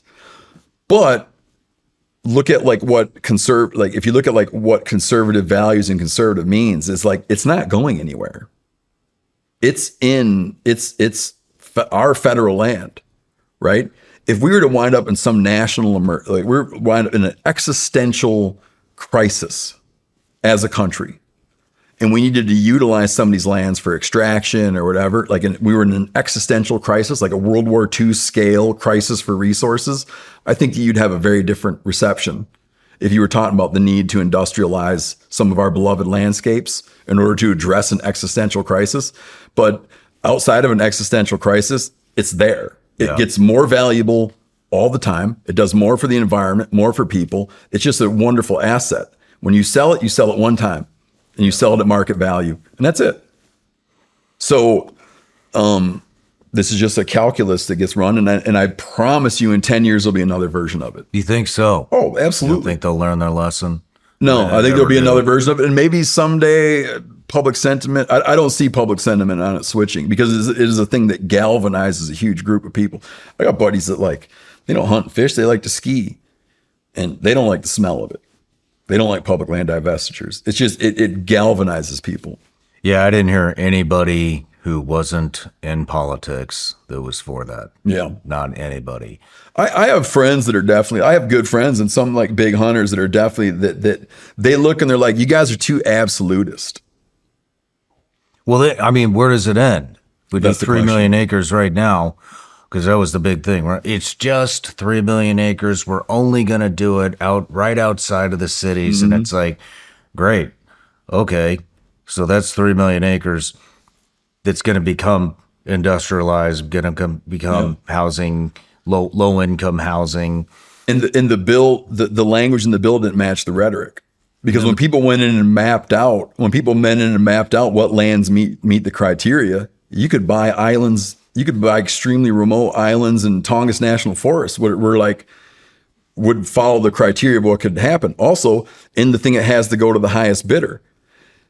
In the end, even Lee acknowledged this. In the end, he said that the way the legislation was written, the government of China I saw that too. could have been like, oh, we'll happily take 3 million acres of America. Whatever bid you get, $1 more. In the end, they couldn't prevent this. I feel like that was an excuse on, we overlooked this. Yeah. You fucking overlooked that? It was. You just happened to overlook that China's buying up all our farmland and It allowed. It was a path. power It was a plants pathway out. outside of military bases. Oh yeah, you just happened to you found that out last minute, and that's what It was a pathway out. It was a face saving mechanism, but it was a pathway out. Not because your ass is about to get voted out of office because you pissed off every outdoorsman, hunter, fisherman, skier, rancher in the fucking country. I'm sure that had nothing to do with it. Mm-hmm. But it won't go away. It won't go away. And I know that you also, from looking at your work, you love to look at things from a variety of angles, and it would be it wouldn't be honest to me to not say of course I understand the perspective. I understand the frustration of someone in a political position being like, look at all the economic activity that under my tenure, all the economic activity that could be occurring under my tenure, and that I could go in front of voters and be like, that I had blank achievements and job creations in certain sectors if I could just develop that stuff. Like, I get it. I just don't agree. Yeah. I don't agree. Yeah, me neither. But, well, Steve, let's take a quick break. Actually, I'm going to have you show me how to shoot a damn bow. Oh, you got a lefty? No. Oh, I'll show you anyway. All right, cool. Let's take a break. Yeah. True Classic started with a simple mission to bring premium, comfortable clothing to the masses. Because looking and feeling great shouldn't come with a designer price tag. And a lot of people agree. People vote with their dollars, and True Classic has sold over 25 million shirts to more than 5 million customers and has racked up over 200,000 five-star reviews. This brand isn't just about fabric or fit. It's about helping guys show up every day with confidence and purpose. True Classic shirts hit the sweet spot. They're sharp where it counts, unbelievably comfortable, and easy on the wallet. No stiff fabric, no gimmicks, they just work. The moment I throw one on, the difference is obvious, which is why I think they're the perfect everyday shirt for just about any guy. So forget overpriced designer brands, skip the cheap throwaway stuff. True Classic is built for comfort, built to last, and built to give back. You can find them on Amazon, Target, Costco, Sam's Club, or head to trueclassic.com/SRS to try them out for yourself. Why are elite athletes and high performers using Armora colostrum? Because Armora colostrum is nature's first whole food with over 400 bioactive nutrients working at the cellular level to help build lean muscle, accelerate recovery, and to fuel performance, all without artificial stimulants or synthetic junk. Armora can help strengthen immunity, help ignite metabolism, and so much more. I've been using Armora ever since they sent me some to try. I have more energy and faster recovery after long days and workouts. Whether you're running a business, training hard, or just want an edge, Armora can help optimize your body for peak output. I've worked out a special offer for my audience. Receive 30% off your first subscription order. Go to armora.com/SRS or enter SRS to get 30% off your first subscription order. That's armra.com/SRS. These statements and products have not been evaluated by the FDA. These products are not intended to diagnose, treat, cure, or prevent any disease or condition. These statements and information are not a substitute for or alternative to seeking care from your healthcare providers. When I started this podcast, it seemed like I had to figure it out all on my own. It was overwhelming. When you're starting something new, it seems like your to-do list just keeps growing and it can overrun your entire life. Finding the right tool can be such a game changer. For millions of businesses, that tool is Shopify. Shopify is the commerce platform behind millions of businesses around the world and 10% of all e-commerce in the US, from household names to brands just getting started. I use Shopify to power my own business so I can keep bringing you Vigilance Elite gummy bears. With hundreds of ready-to-use templates, Shopify helps you build online and is packed with helpful AI tools to accelerate your content creation. And, like a marketing team, Shopify can create email and social media campaigns wherever your customers are. Shopify is your commerce expert with world-class expertise in everything from managing inventory to international shipping and beyond. If you're ready to sell, you're ready for Shopify. Turn your big business idea into with Shopify on your side. Sign up for your 1 month, $1 per month trial period and start selling today at shopify.com/SRS. Go to shopify.com/SRS. Shopify.com/SRS. All right, Steve, we're back from the break. Thanks for the lesson out there. Oh, yeah. That was bad. I'm going to get one. Yeah, they're fun. I'm going to get one. I'm going to get good at this shit. Yeah, it's fun. Next time you come, I'm going to outshoot you. Okay. I'm just kidding. I wouldn't be surprised, man. I wouldn't be surprised. I'm not as disciplined as I should be about shooting. I've been shooting pretty good now, but I shoot in prep. I don't shoot recreationally as much. Oh, like a train up? Yeah, I'll shoot like, like hunting season's coming, I'll start shooting. Right My on. boy, he shoots league in the winter. Oh, really? Yeah. That's cool. When hunting season's over, this is bad. I hate to admit it, but when hunting season's over, I might not touch my bow for a few months. Right on. To me, it's, I shoot a bow in order to hunt. It's fun, but whatever. You like to hunt. Yeah. And I like to shoot. I like to shoot guns just for the kick of it, but I like shooting guns for fun, but I don't shoot my bow as much as I oughta. You said you shoot a 300 Win Mag A lot. the most time when you're hunting? Yeah. What that comes from is it comes from this just kind of like desire to have one thing that you take care of and know well and keep tuned up and rigged up. Yeah. And then I can use it for all manner of hunting. So I like to hunt coos deer. It's a small desert whitetail. And I mean, these things are 110 pounds, right? And I'll take the same load as I would kill a bull moose with. No kidding. Yeah, hunt with it. Yeah. Just shoot it back from the shoulder. Watch out for the shoulder blade. Gotcha. Just punch clean hole in it. So you do that for consistency.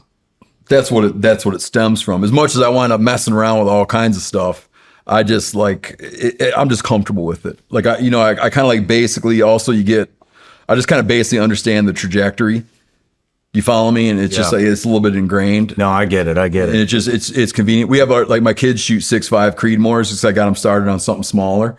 And those are great to shoot, but yeah, and it's a little, that 300 Win Mag thing is a little bit perhaps antiquated as bullets have gotten so good, uniformity of bullets have gotten so good that, you can get away with shooting much lighter rounds now. There used to, you know all this stuff, but there used to be a lot of talk about a flat shooting rifle, but with laser rangefinders, it's not as relevant. You wanted a gun at 300 yards point of impact, right? That anywhere from 0 to 300 yards, you're going to be within some number of inches of right with a flat shooting gun. But with laser rangefinders, it's just call your shot. It doesn't matter anymore, So there's a little bit of it's antiquated, but yeah, that's what I currently hunt with. Yeah, I was curious. I mean, like I said, I'm not a big hunter, but I want to get into it as soon as I clear up some time. Mm-hmm. But I've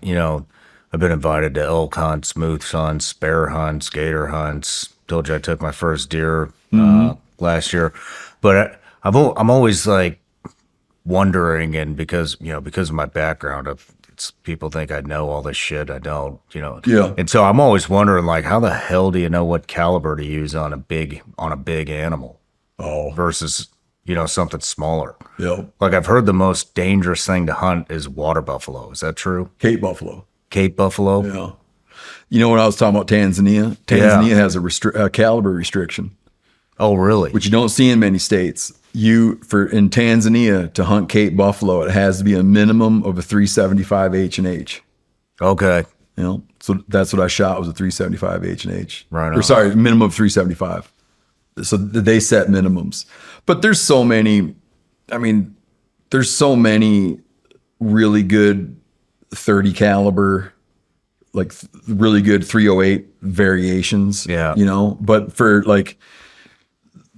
moose is the biggest thing the biggest bodied thing you're going to hunt in North America is moose. And if you're shooting a good 180 grain bullet, you're fine. It's going to work. Yeah, you're fine. That's what I use. Yeah. And I just like the versatility of it. But listen, man, there's guys that'll go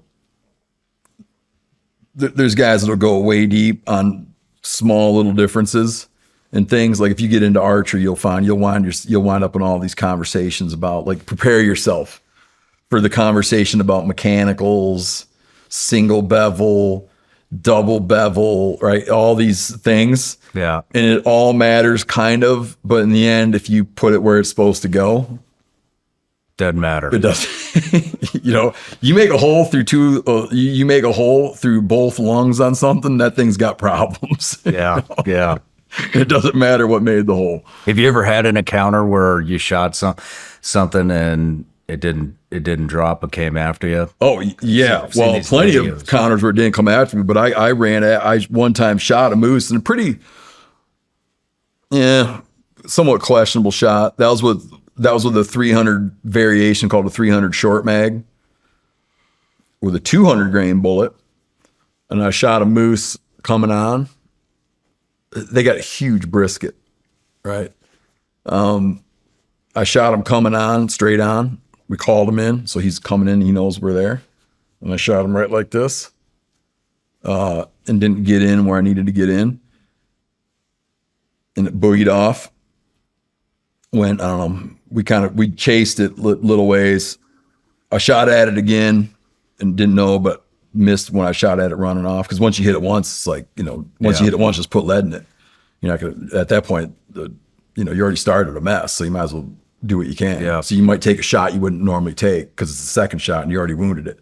Anyways, I get up there, and through some incompetence, I had cleared my chamber. Like I had 3 rounds in the chamber, and sat down without a round chambered. So I put 1 in the chamber. Now I got 1 in the chamber and 2. 1 in the chamber and 2 in the magazine. I shoot the moose. I then rack around, shoot at him again, and then instinctively just rack around. But then I run up to the moose and I racked around. So now I've spit out my last shell. I ejected a shell, a live round, and I'm sitting there on an empty chamber. And I'm not kidding you, dude, the timing is so weird. This is all filmed. Like we've used this footage a million times, but I get up to him and I realize he's kind of like getting up, and I click, and man, he gets up and just comes at me, he comes, I'm trying to get away. I got chest waders on. I'm trying to get away, and he bowls and he runs over me. He ran over you? Yeah. So then my buddy shoots him and kills it. He's chasing me, and my buddy kills it. And I reach around, and he's got my back, and I reach around, and my hand comes up, and it's got blood all over it. And I think he's punctured me with his antler. But then I realized, because I'd hit him in the brisket, that when he ran over me, it hit the blood from his brisket had got up my back. So I go like this, and I'm like, oh, I'm dying. Shit. But I wasn't hurt at all. Any close calls with bears or anything? Yeah, a few little, here's the thing is like everything seems like a close call. And unless you could interview the bear, you don't know if it was a close call or not. But had a number of little, little mix-ups and things that could have been stupid. There's one time we were bow hunting elk. And it was kind of a weird day. And I remember we were sleeping on a ridge, just passing the hot part of the day when nothing's going on, sleeping on this ridge, and something woke me up from a nap. And there's a bull elk coming over the ridge. And like I wake up and my bow's laying there, and just me trying to grab the bow spooks the elk. So I'm like, God, what are the chances that would ever happen, I fall asleep again. I hear something again, and I wake up and here's a black bear standing there. And like, dude, in the same spot, okay? I go to grab my bow. He spooks, runs down the hill. I just forget about it. He's gone. He spooked. Later that afternoon, it starts getting toward evening prime time, and we go down. I happen to go the direction the bear went, but just coincidentally went the direction the bear went. Get down to the bottom of this ridge get down to the bottom of this hill where the hill goes down into a riparian area, and hear nails on bark. Something climbing a tree. Okay. I watched this bear go this way. So I'm like, holy shit, it's the bear. Like cause I think he's still in the area. In a black bear, you'll spook a black bear. He might go in a tree. So I run up there thinking I'll tree him. And if I tree him, I can just get him with my bow, because black bears will climb trees. But I run up there and like, it's thick. And I come busting in there trying to like be like a demon coming in there to encourage the bear to not come down, but go up the tree, because I can hear it climbing. And there's a sow grizzly standing against this tree. And what I had heard the claws up was her woofing her cubs up the tree. So when I come busting in, I mean, I bust in like, I mean, easy me to that, painting you in the helicopter, you know? Like, Damn. And I start trying to back out of there in a hurry, you know? And that cub comes down the hill, and I remember she legitimately, I could be hallucinating this, but like, I know I saw it. She swatted her cub to get moving.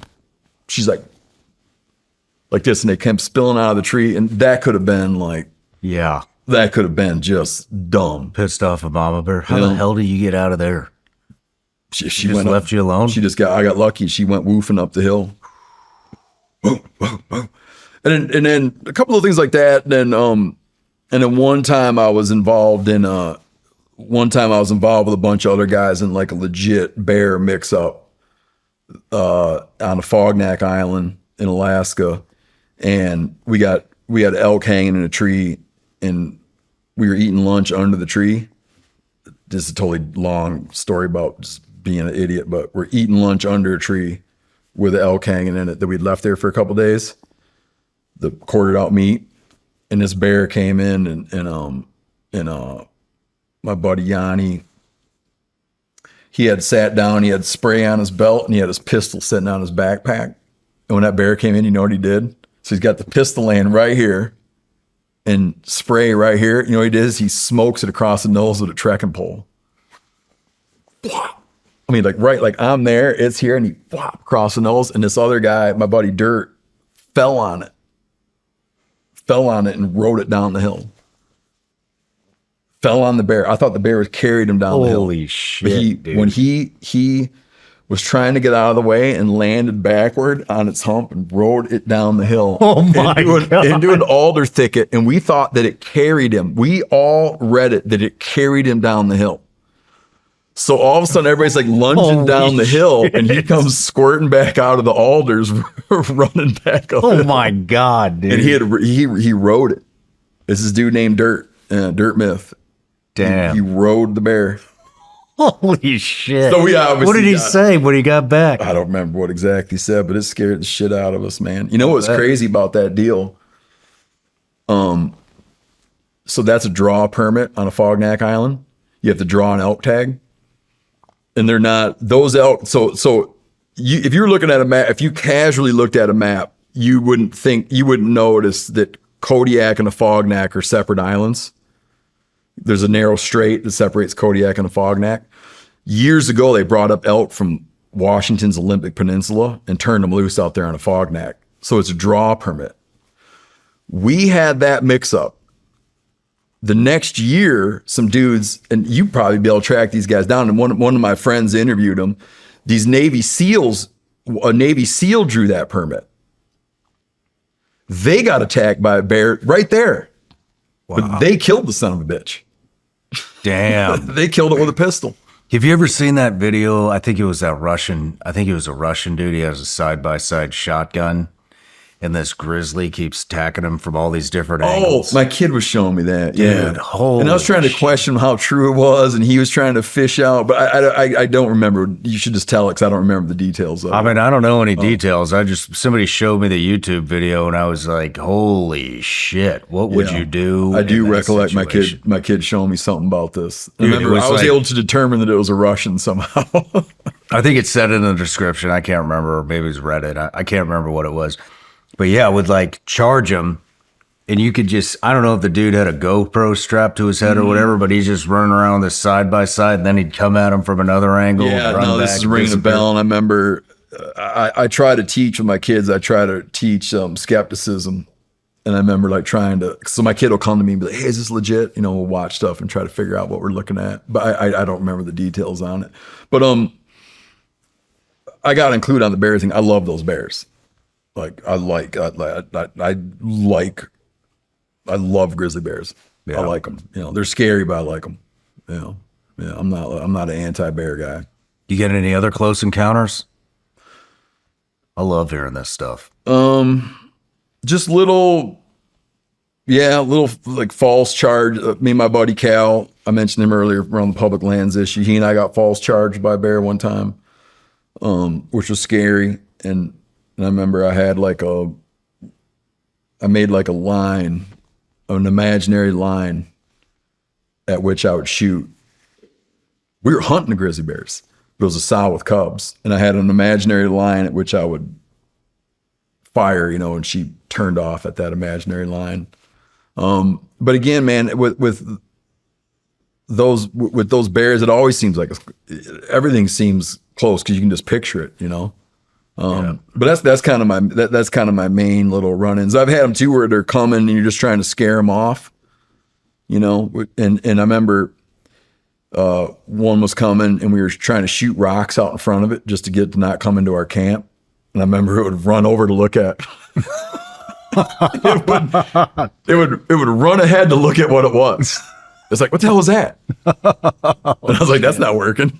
Damn.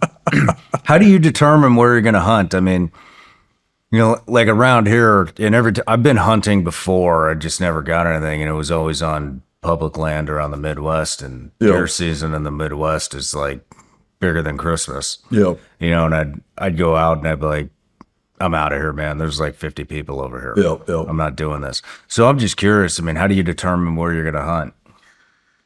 Because you hunt public land. A lot. I mean, I hunt both. I hunt a lot. I hunt private land. I hunt public land. I hunt everything I can get to. I kind of have not an odd setup, but like at this point, I've hunted for a long time, and I have so many friends that are really dedicated, disciplined hunters that for me to do like research on spots is just very different. There's not many places you could point to. There's not many places in the country you could point to where I couldn't within 2 phone calls talk to a buddy or a buddy's buddy that like knows the area real well. Gotcha. You follow me? So it just winds up being it winds up being different. And I hunt. We kind of in hunting. A way to split hunting opportunities would be that you have over the counter, what we call over the counter hunting opportunities, or you have draw hunting opportunities. Over the counter means you go to the gas station or the sporting goods store and buy a license, right? So most whitetail deer hunting in the East, most states, you just buy a license.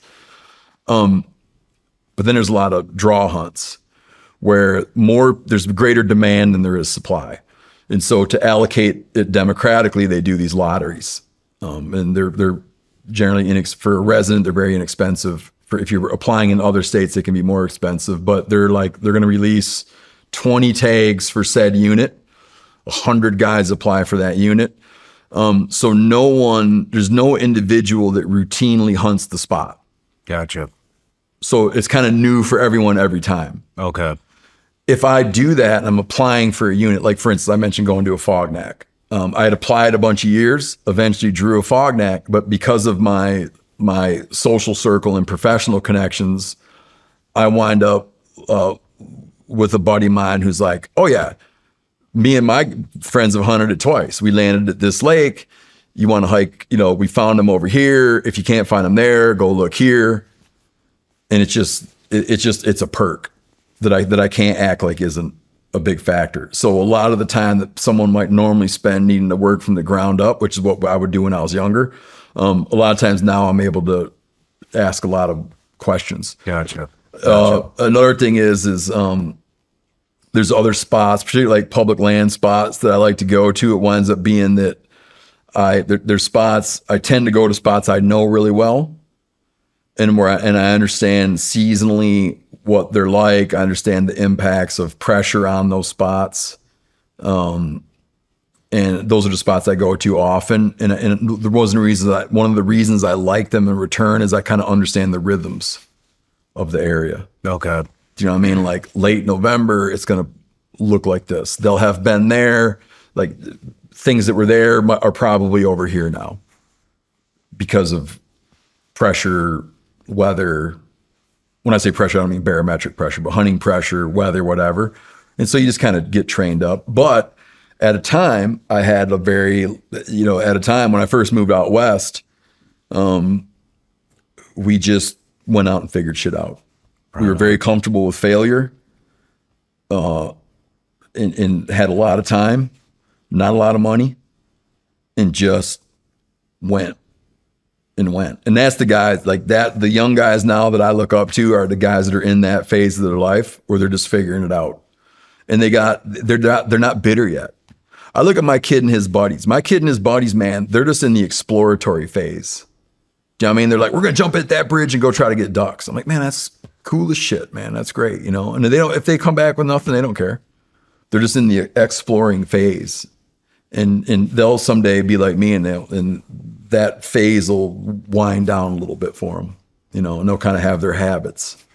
They'll have their habits and their honey holes. Just gaining experience. Nice. And it's a blast when it happens. And I look back on it quite fondly.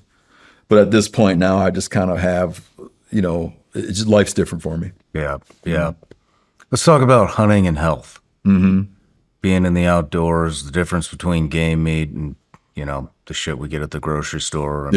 Wherever you want to start. Yeah. Outdoor fitness. One thing I have, the other day I had to run, a couple days ago, I had to run in the airport. I'd left my bag and the dude's like, run and get your bag. So I had to run back to another gate to get my bag, and I don't run. So even just running around in the airport for a while, and I'm like, I got a shin splint, dude, from running. 'Cause I don't run. But I can, like, if I have a physical specialty, like to brag for a minute, I am very good at just walking for a long time. Like I'm an expert. I'm an expert just walker, like one foot in front of the other, and that's like hiking. Like I like to hike. I can hike. I can out hike people that would beat me up. I can out hike people that would outrun me, whatever. But like I'm hiking across rugged ground and hiking in hills and something I enjoy a great deal. And that ability comes from just traveling in the mountains. And so that's kind of a little bit of for me, like a little bit of measure, like the way people might measure fitness. You might talk about whatever you can bench, or you can deadlift this, or do this or that. For me, it's like, if I was going to ask someone a fitness question that would mean a lot to me, it would be like, how long can you walk on how little water? That's like something I'm interested in. The food stuff we eat, like when we're home, we only eat wild meat. No kidding. In our house. So family of 5, like when we're eating in our house, we only eat wild meat. Now and then I'll come home and my kids will be like, don't tell mom I'm telling you, but we had a chicken. Mom bought a chicken. She doesn't want you to know. But yeah, we're real strict about it. Like we eat wild meat in our house. Why is that? Well, because it's just cooler. It's just better. That's what I like to eat. That's what I want to see my kids eat. I can't sit and tell you with a straight face. I can't tell you chemically like how it's different. Do you know what I'm saying? But it's like it feels very good to eat it. But I can't separate out the emotional, spiritual, psychological aspects of what it's like to eat your own food, and how good that makes you feel compared to like the biochemistry aspects of eating wild meat. Yeah. Okay. There's a ton of talk about, you hear people talk about something being organic. Well, I hate to tell people this, if you're hunting deer in Wisconsin, okay, I have a lot of friends that hunt deer in Wisconsin, you're probably not eating organic meat, because those deer they're eating GMOs. Those deer are eating GMO corn. They're eating GMO soybeans, perhaps, that if it was certified organic, you wouldn't be able to feed it. Like you can't control what that thing's eating. Yeah. If he could be raiding he could be raiding old lady Thompson's garden where she just sprayed a bunch of glyphosate. You don't know what it ate. It's a wild animal. So people be like, oh, it's organic. I'm like, yeah, there's a lot of places you can, like, you kill a caribou on the North Slope of, Alaska, some bitch is purely organic.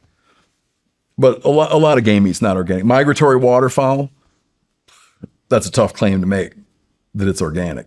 But it just feels good because everything we eat, when we're sitting around eating, everything we eat is like a story.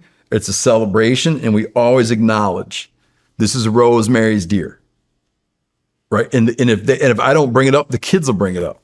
That's pretty cool. Whose deer is this? This is Rosemary's deer. The other night, we got back from our fish shack. We had a bunch of Pacific cod. So the other night, I had one of my daughter was away with her friend. So I had my two boys, my boy's buddy, my wife, and we ate. We were eating cod that we caught. We were eating carrots that we grew. We were eating green beans that we grew. We were eating zucchinis that we grew. And like that's pride. You follow me? Oh yeah. It's like we're like proud of that, and it makes a cool story. One of the more interesting aspects of health is the confluence of where your mental life and your physical life collide.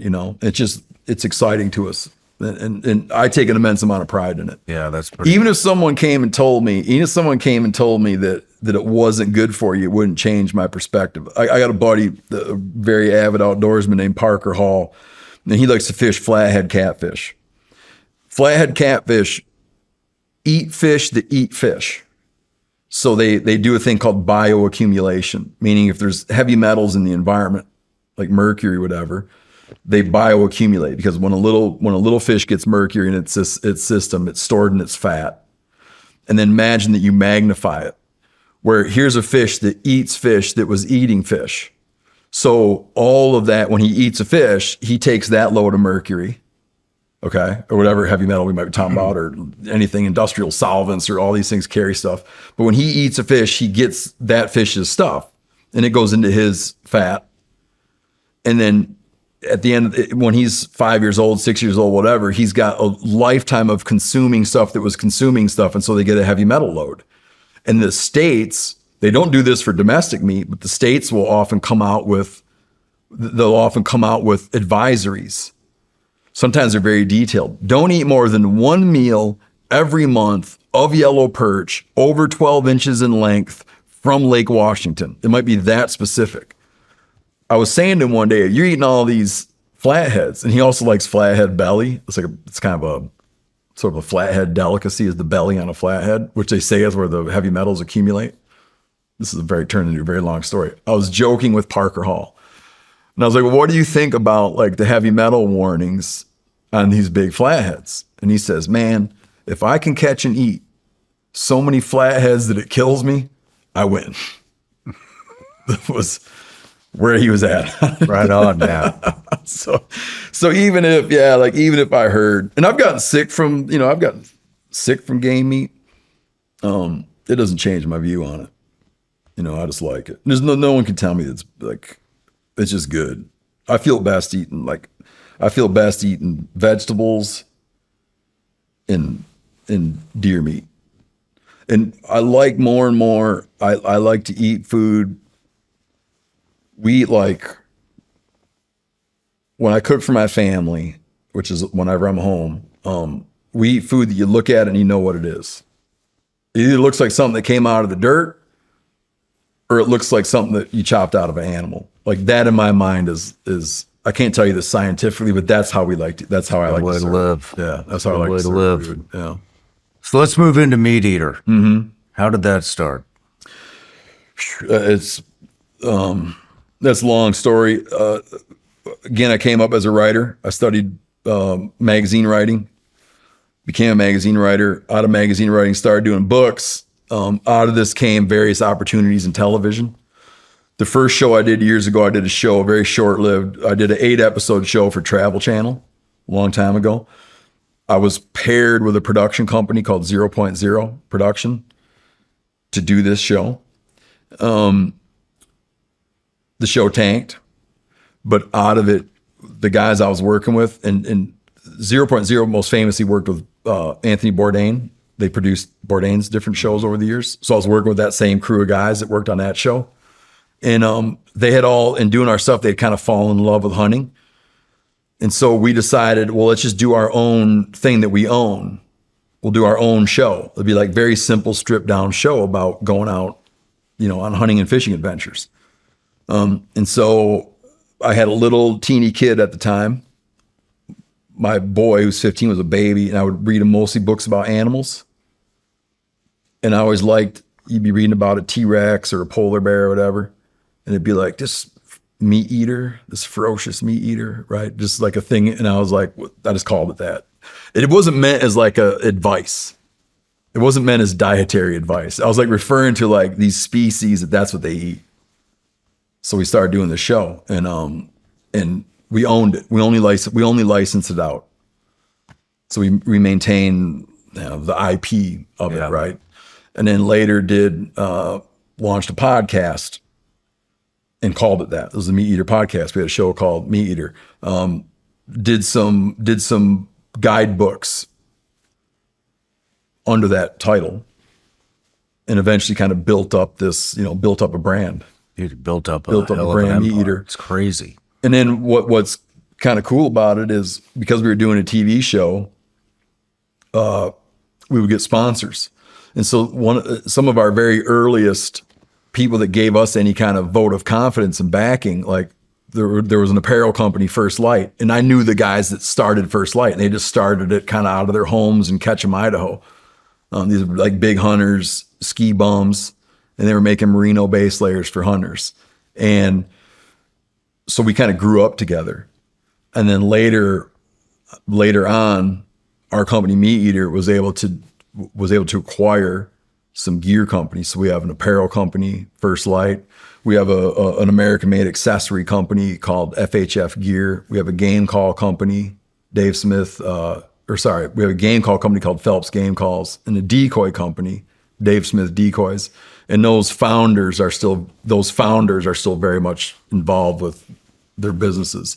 So we've become like media and product, but the vast bulk of my time exists around the media end of it being podcasts. We still do print books, and I work in all those kind of projects. Everything from I've done cookbooks, and I'm currently working on an American history series. What's that about? Market hunting. So did MeatEater's American History Volume 1, and that was that story of Daniel Boone and the deerskin trade. Awesome. And that covered 1763, which is the end of the French and Indian War, to 1775, so right up to the American Revolution. And then did MeatEater's American History Volume 2, The Mountain Men, which covers the beaver skin trade, which 1806, so 2 years after the Louisiana Purchase, the return of Lewis and Clark, which launched the era. In 1840, when that era and that market collapsed because of silk, the advent of silk replacing beaver wool as the way that hats were made. So the silkworm kind of killed that market. We just recorded MeatEater's American History Volume 3, which is called The Hide Hunters. It picks up with all the displacement at the end of the Civil War and displaced veterans, Confederates and Yankees going west and picking up the buffalo skin trade. And it ends in 1883 when they killed the last herd in northern Montana. And from there, we'll probably jump up to the Great Depression and do the Alaska fur trade during the Great Depression. Or sorry, it'll pick up at the end. It'll pick up it'll pick up during the Roaring '20s, and its closing year. If we do the Alaska fur trade, its closing year will be the Great Depression. Very cool. Remember like the flappers, like the Roaring '20s, everybody running around with all that fur? A lot of that fur was coming out of Alaska. No kidding. And it was like money. All these things, all these different eras we're talking about are the potential for life-changing amount of money for people. And they're all markets that emerge and then die, and emerge and die. And usually There's usually a variety of factors that leads to their death. With the buffalo one, it died because they were gone. And the crazy part about those guys is some knew what they were doing and some were legitimately, they didn't know what they had done. On the Texas plains, the hide hunters were convinced that a bunch of them had run into Mexico. And there was more in Mexico, more buffalo in Mexico. In northern Montana, they'd all gone into Canada. And they held out hope. And they waited around 1 year, 2 year, and eventually it was like, you know what I think might have happened, dude, is I think we maybe killed them all. It's over, you know? So that history stuff is something I love working on. Yeah, the American History series. We built one hell of an empire, man. It's I don't know what I'd call it. Yeah. Yeah, we make cool. We get to make cool products. It's fun. Yeah. How do you balance all the business and family and all that stuff? One of my, I'll tell you, like if I have answering that question, I picture, remember the old cartoons where there's a dude with the devil and the angel? You know what I mean? Yeah, I know what you're talking about. Like if I carry with me a thing like that, it's about what I've done and haven't done for my kids. The devil is saying, there has been years in all my kids' lives. There's been years. The devil's like, dude, there's been years when you missed half of their days, right? You worked half their days or traveled half the days they were alive. And the angel says, but dude, when you were home, you were home. Like you were all in, you know, and that's a debate that's a debate that goes on. I goes without saying, like, you know, I adore my children. I have a very strong relationship with my kid. I've missed my kids. I've missed a lot of their lives. But I've also spent some like extremely impactful times with them where I'm be able to just be immersed with them. We just spent 2 weeks at our fish shack where they're like in my sight for 2 weeks. When I'm home, I've pointed this out a bunch just to other people that have young kids and stuff, like, and when I'm home, what I like them, when I'm home, they see me serve the family. Do you know what I mean? Like I clean, I cook. When I'm home, I make dinner, I lay dinner on the table, right? I call them to the dinner table. They eat family dinner, whether I'm home or not. They eat it with their mom or we all eat it as a family. But like, I want them to know that like when I'm there, I'm there. And that's one of the, that is the sort of like, that's the compromise. Is that hard for you to switch it off? You know, a long time ago, my wife came up with this rule where she said, she's like, if it's, I remember sitting when we first had a kid. It's so funny to think about this now because he's like little enough where they're like hanging out in the bathtub. And I remember needing to go out of town to work. And I remember sitting there like weeping. I was so sad when I had a little baby, when I had to go out of town. And my wife's like, you got to button it up, dude. You got to tighten up. This isn't what it is. Like you can't display this like lament, you know. And then later she had said, if it's not going to be a big deal when you go, and it's not going to be a big deal when you come home. Meaning when you come home, you merge into traffic, right? Like it's not like balloons and shit like, welcome home, Dad. It's like you come in and you're in it, you know? And so, no, I find it easy to come back. A challenge I've had, and dude, all this pales in comparison. I was with the guy the other day that came from your professional world of military, and his wife told me, I was with him and his wife. He told me that in the first 3 years of marriage, they were together 200 days. Yeah. So this is nothing like that. It's nothing like that. But I do find some parallels with people that have dealt with that level of being gone. But no, I don't. My wife would tell you that I don't turn it off well I would argue that I've gotten better at it. You know, Do you take your kids out with you now oh, yeah, that they're any chance older I can get, man. Any To- chance I can get. to business on business? Oh, I'm hunts? sorry. I thought you meant take them out in the woods and out in the field. Yeah, both. My older one, that's your I'm just business. now exposing him. My 15-year-old, I'm just now exposing him to. I'm now exposing him more and more to what I do. He's very interested in it. We never let him have any kind of social media. Once he turned 15 and he was taller than me, seemed weird to tell him when he's taller than me. He's got like his learner's permit. He takes a gun out of the gun cabinet and goes shoot and skeet with his friends. And it's hard to be like, you're not allowed to have social media. You can take the shotgun, but no Facebook, you know? So he has social media now, and he likes to kind of post about his outdoor adventures, you know, and I encourage that, and keep a tight wrap on it. But yeah, he's real curious in what I do. I'm not a photographer. He's very interested in photography. He's very interested in communication. So I'll be curious to see where that leads. Right on, man. But yeah, the other ones, man, I for me, the funnest thing now is to take them out hunting. 100%. 100%. I don't even care if I get, like, to me, it doesn't matter to get stuff. Just time. Yeah, I just like to be, my buddies are the same way. Buddies with kids, after a while, they're like, you being the one that gets something, no one cares about that anymore. It's good to see the kids have success, you know?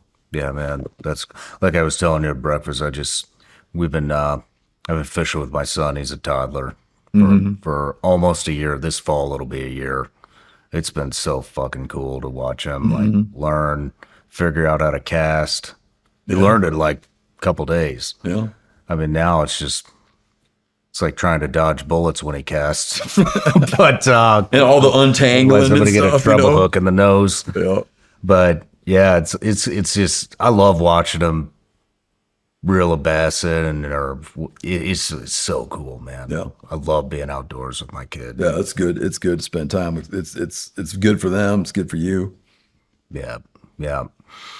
But well, man, I really appreciate you coming in. I thought this was an awesome conversation. Oh, well, thanks, man. Like I said, I've always admired your work and enjoyed watching the clips. My boy likes watching the clips. We have a good time. He does? Yeah. Oh, we'll give him some stuff to take home. Oh, really? Yeah, Oh, man. no, Yeah, he likes it. Yeah, definitely. he like, again, like me. He likes hearing from all the warriors, man. Cool. You know? Yeah. Well, there's a lot more coming on. So Good. Yeah. But Steve, honor to meet you, man. Yeah. Thank you, man. Appreciate it. Thanks so much. Cheers. Is there anything we didn't cover you want to cover? Great. Thank you. Thank you. All right. Yeah, that was awesome. I really like that bow stuff, dude. It's fun. I could see how that could get addicting. Yeah. There's a lot of guys that find it like quite therapeutic to shoot. You know. What's the favorite animal to hunt? For me, Yeah. Mule or maybe deer. like the one you're most proud of. mule. Oh, yeah. Well, I like hunting doll sheep, but I don't get as many opportunities to do it. But like for day in, day out hunting, I like mule deer 100%. I just love everything about them. Love everything about them. But I grew up on whitetails. So it's funny because I got friends out that grew up out west, and they're like, dude, that must be so cool, tree stand hunting whitetails. But then we grew up tree stand hunting whitetails. Like, that must be so cool to hunt the mountains for mule deer. Yeah. You know what I mean? It's like, it has a lot to do with that, but I like that. And I've really gotten into, I've doing it for a long time, but I like to hunt moose. I like to call moose. Like on the 11th, I'll take off to go with my brother, Danny, who lives up in Alaska, to go call moose, you know, which is a total mind fuck. Man. It's a slow game. It's a slow game. Like a moose might take days to come to a call. Like he hears it. shit. Oh, yeah. And he might be like, yeah, eventually. I'll eventually get over there. Right on, man. Yeah, it's kind of funny, you know, you see them and they're like aware of you, but the time for them is different. You know, elk he just comes ripping in. But moose is like, yeah, I'll get over there in 3 days. Is there I actually meant to ask you in the interview, but is there anything that you think the hunting industry is getting wrong, like in the public's eye? Anything that pisses you off about the industry or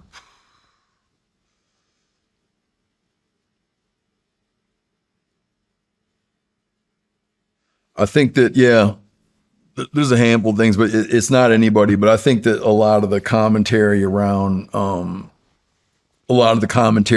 relationships with predators isn't accurate. And I think that what our ask needs to be on in the West on wolves and grizzlies. Well, not just that, and not the West, upper Midwest.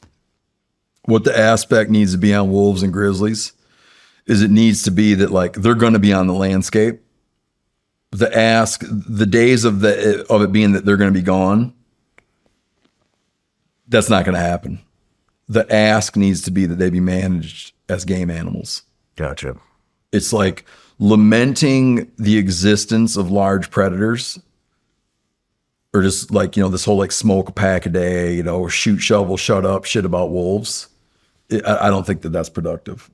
Gotcha. The ask is like, get them off the ESA. What's that? Endangered Species Act. Okay. They don't qualify for Endangered Species Act protection. Just like categorically. When they started doing reintroductions on wolves and when they started doing protections on grizzlies, all the stakeholders came together and said, here's what recovery looks like. Recovery will be this many breeding pairs, right? This level of distribution. We hit recovery on wolves and grizzly bears 20 years ago. In some cases, even longer ago in some areas. And there's still is this faction of sportsmen that thinks we're going to go back to having those animals not out there preying on deer. And it's fucking dumb. Yeah. Like the ask is delist and manage as a game animal. That's the thing that people gotta, and in order to push their viewpoint, they like exaggerate human risk on things that there's not human risk. There's not like a reasonable human risk. Like wolves just don't fuck with people. Mountain lions every now and then, but predators need to be there. Yeah. They need to be managed as game animals. Yeah. We need to have hunting, like it's ridiculous right now that there's no wolf hunting in the upper Great Lakes. It's ridiculous. They need to, they delisted, then they listed again. That needs to be a hunted population of wolves, but they're not going away. What about like invasive species and stuff like hogs down south? And I mean, I used to have a habit of asking guys that own land that had hogs on it that bitch about the hogs. And I'd be like, if you could wave a magic wand, I've asked so many farmers and ranchers, I'm like, if you could wave a magic wand and they would really be all gone, would you wave it? And they're always like, I don't want them all gone. Again and again, I don't want them all gone. That's ridiculous. Yeah, but a thing that hunters don't, if you're going to look at from a conservation habitat perspective, non-native plants are probably, I think that you'd probably get buy-in on that statement. You'd probably get buy-in on that statement from most people that non-native plants are a greater risk to hunting in America than non-native wildlife. It's a little bit, there are cases where one could argue that because in the Mississippi system, the Asiatic carp species have to be having an impact on game fish. There's no way they're not having an impact on game fish. So that's a huge thing in that area. Zebra mussels in the Great Lakes is a big problem, but non-native habitat that is becoming that it doesn't support wildlife because it's got plants that wildlife can't utilize, like that's a problem. Whole fucking hillside, whole mountainsides taken over by plants called like spotted knapweed, leafy spurge. Whole mountainsides used to support animals, or hillsides used to support animals, now don't. no shit. Yeah. I did not realize that. Canadian thistle, it's another one. Like ecosystems that had game that don't have game because they can't digest noxious weeds. Interesting. Yeah. I never thought about that. Noxious weeds are will be a huge problem in the future. They're already a huge problem. Like if you went anywhere and talked to someone from like most states, if you went and talked with someone, it's like we got plant problems more than we got animal problems. You familiar with like the pollinator crisis? No. Losing all of our pollinators. Oh, like bees? Mm-hmm. Yeah, I have heard of that. From habitat and also habitat and then the fucking pesticides. Damn. Herbicides and pesticides. And I'm not hacking it, dude. Like people got to eat, if you wanted to live in world with no herbicides and no pesticides, you should probably plan on losing about half the world's population to starvation, right? It's like a real fucking conundrum. It could be that anyone that's poor dies because we don't use herbicides and pesticides anymore, or we continue to like wipe out insect species and wipe out plant species that are some of the foundation of, you know, all of our environmental shit, you know? Yeah. Man, that's an interesting aspect I never thought of. Yeah, it's one of those hidden things, and it's like, and a lot of people aren't hip to it, you know. But I have the luxury of just like occupying a world and occupying a conversation that, you know, some guy that works his fucking ass off and, you know, gets to hunt a few weekends a year, and he's happy if he can hunt 4 weekends a year. It's just like, he just doesn't have time for hearing about all that shit, you know? Yeah. Because he's got whatever, he's trying to fucking raise his family. And so there's people that just, there's a lot of sportsmen that don't know, and it's not necessarily like ignorance. It's just complicated. Yeah. And so they might be like, what's wrong with hunting? You know, why are you not seeing deer? And it's like, oh, fucking coyotes. It's like, yeah, it's more complicated, dude. That's easy, but it's more complicated, you know? Interesting. Yeah, the predator thing is a and you wind up fighting both extremes. Like I wind up arguing, I'm always arguing with people that think that wolves fucking walk around eating granola or flowers. You know, and be like, no, dude, wolves have a major impact. Coyotes have a major impact. And then I turn around, I'm arguing with some guy that thinks it's the only thing that matters is that if we just killed more coyotes, the world will be overrun with wild game. You're like, you guys are both fucked up. Damn. You guys are both wrong. We want to grab some lunch? Mm-hmm. Cool.